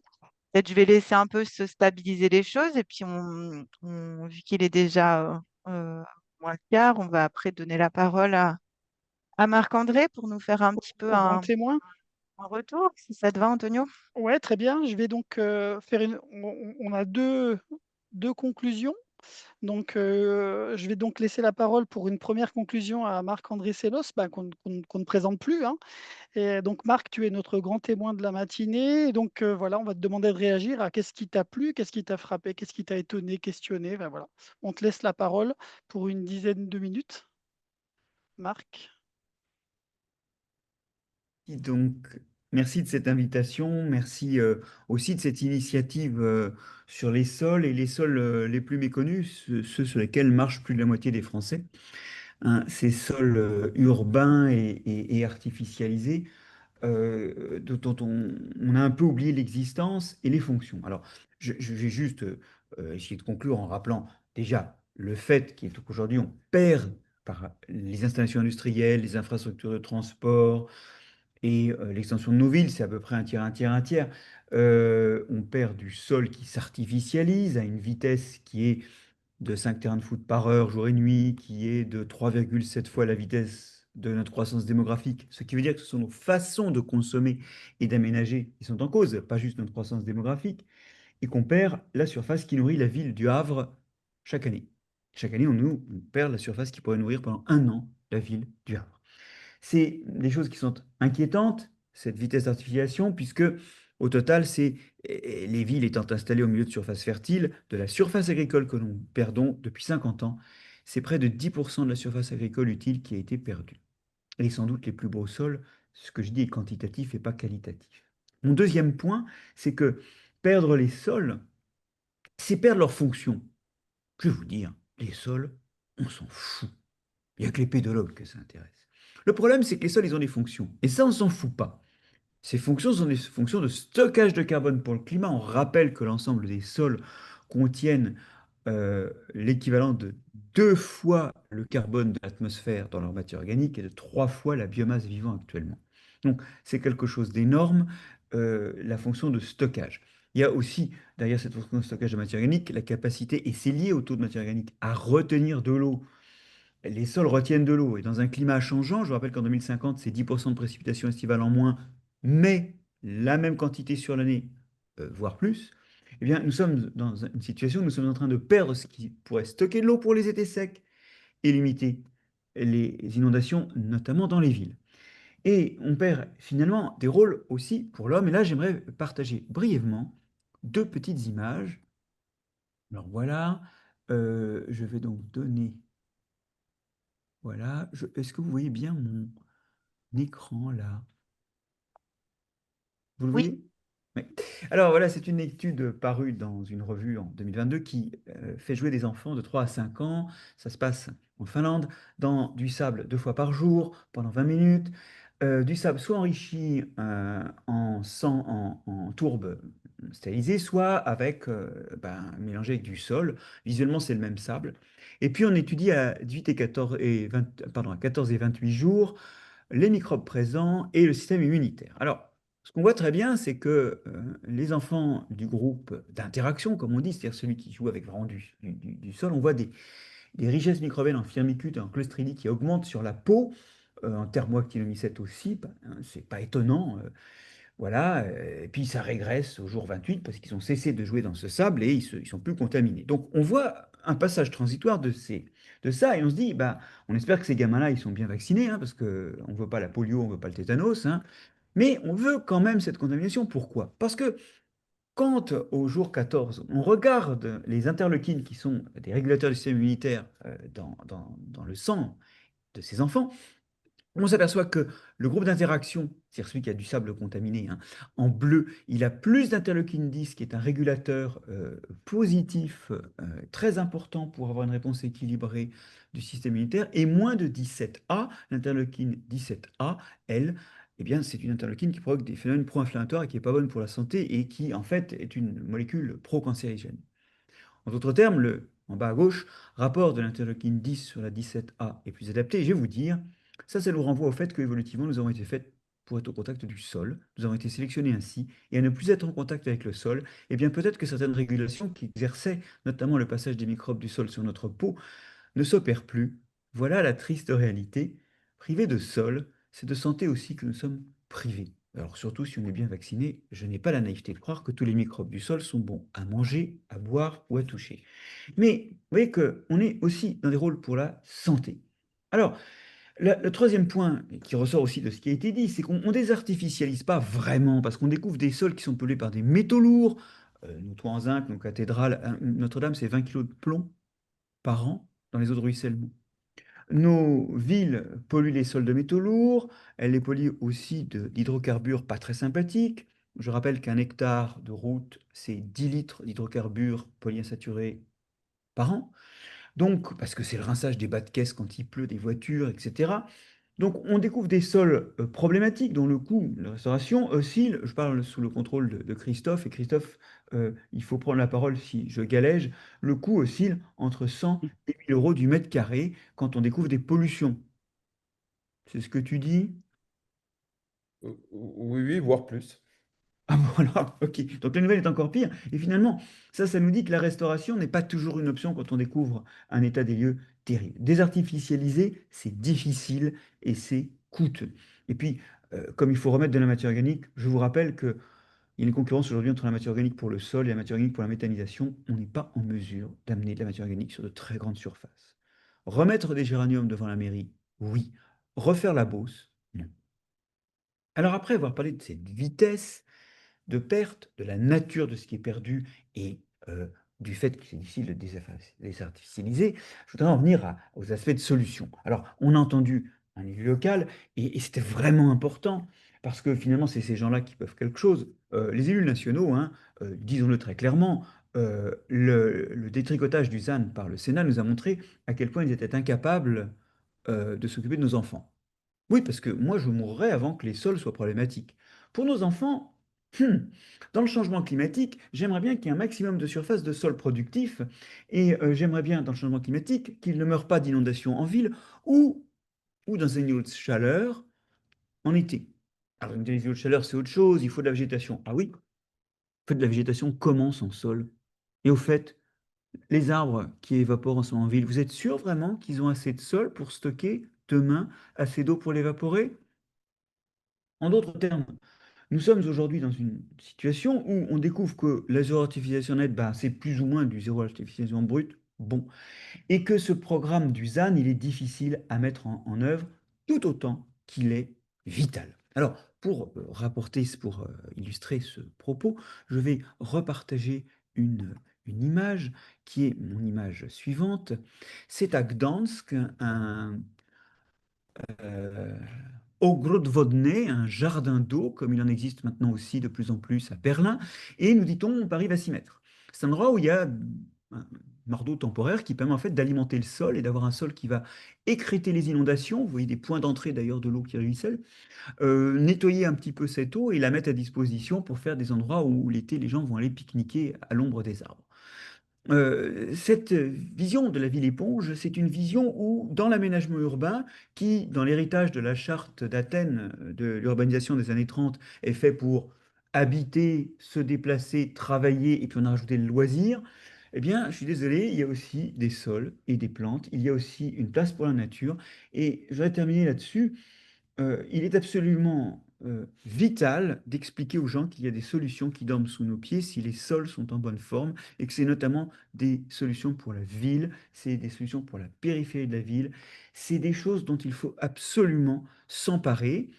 Mais s'emparer, c'est pas juste vociférer à l'heure du café ou juste avant l'heure du repas sur des webinaires, c'est accompagner la FES dans ses efforts de vulgarisation pour un très large public, pour expliquer ça à tous nos concitoyens, et pour les préparer à mieux accompagner les élus locaux qui en auront besoin.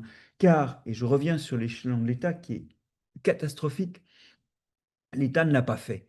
Et une partie des réticences aux ZAN viennent du fait que l'État n'a pas aidé à cette mise en place. Bien au contraire, il s'en est exonéré en mettant hors du décompte du ZAN toutes les infrastructures d'intérêt national. Ce qui revient à dire, faites bien chez vous, moi, je vais ruiner l'avenir de nos enfants. Gonesse, Saclay, c'est l'histoire de désastres de fertilité perdue et de villes qui se construisent sans même tirer des leçons du passé ni se préparer au changement climatique. Réellement, nous sommes au cœur de quelque chose qui concerne tous les citoyens et où l'activité de vulgarisation est vitale.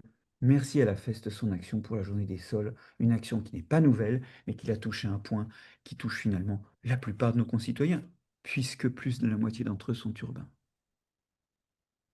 Merci beaucoup, Marc-André.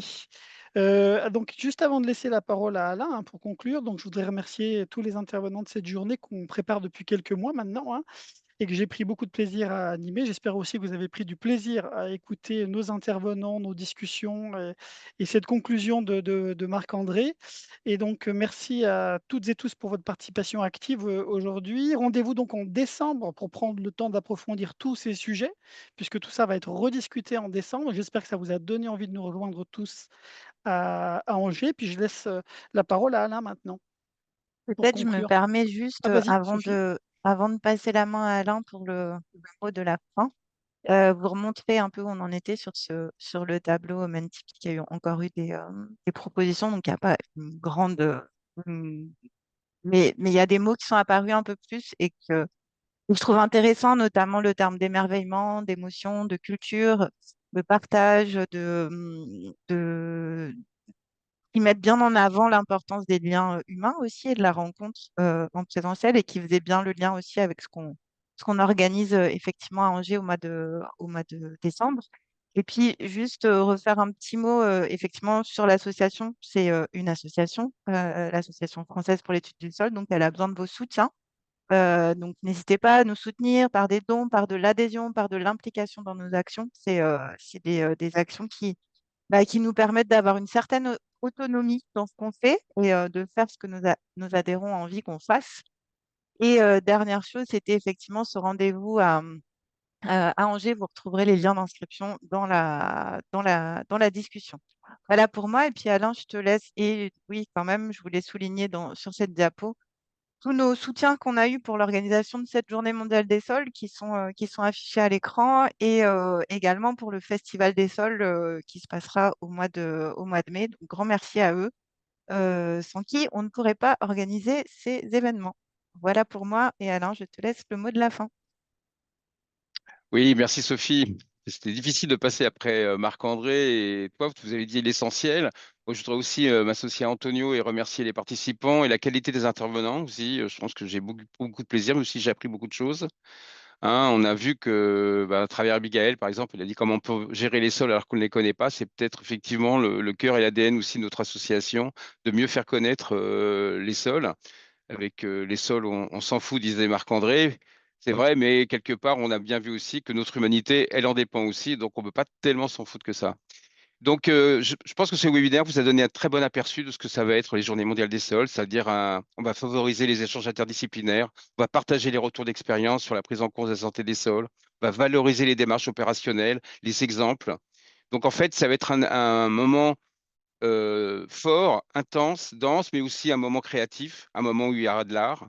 Donc, moi, tout ce que je peux vous dire comme conclusion, rejoignez-nous à ces Journées mondiales des sols à Angers, contribuez à faire émerger des solutions concrètes pour la connaissance, la protection, la valorisation des sols, au cœur des villes cette fois-ci, mais aussi au cœur des espaces ruraux. Donc, moi, tout ce que je vous dis, c'est que je vous attends entre le 4 et 6 décembre. Et à bientôt et bon appétit.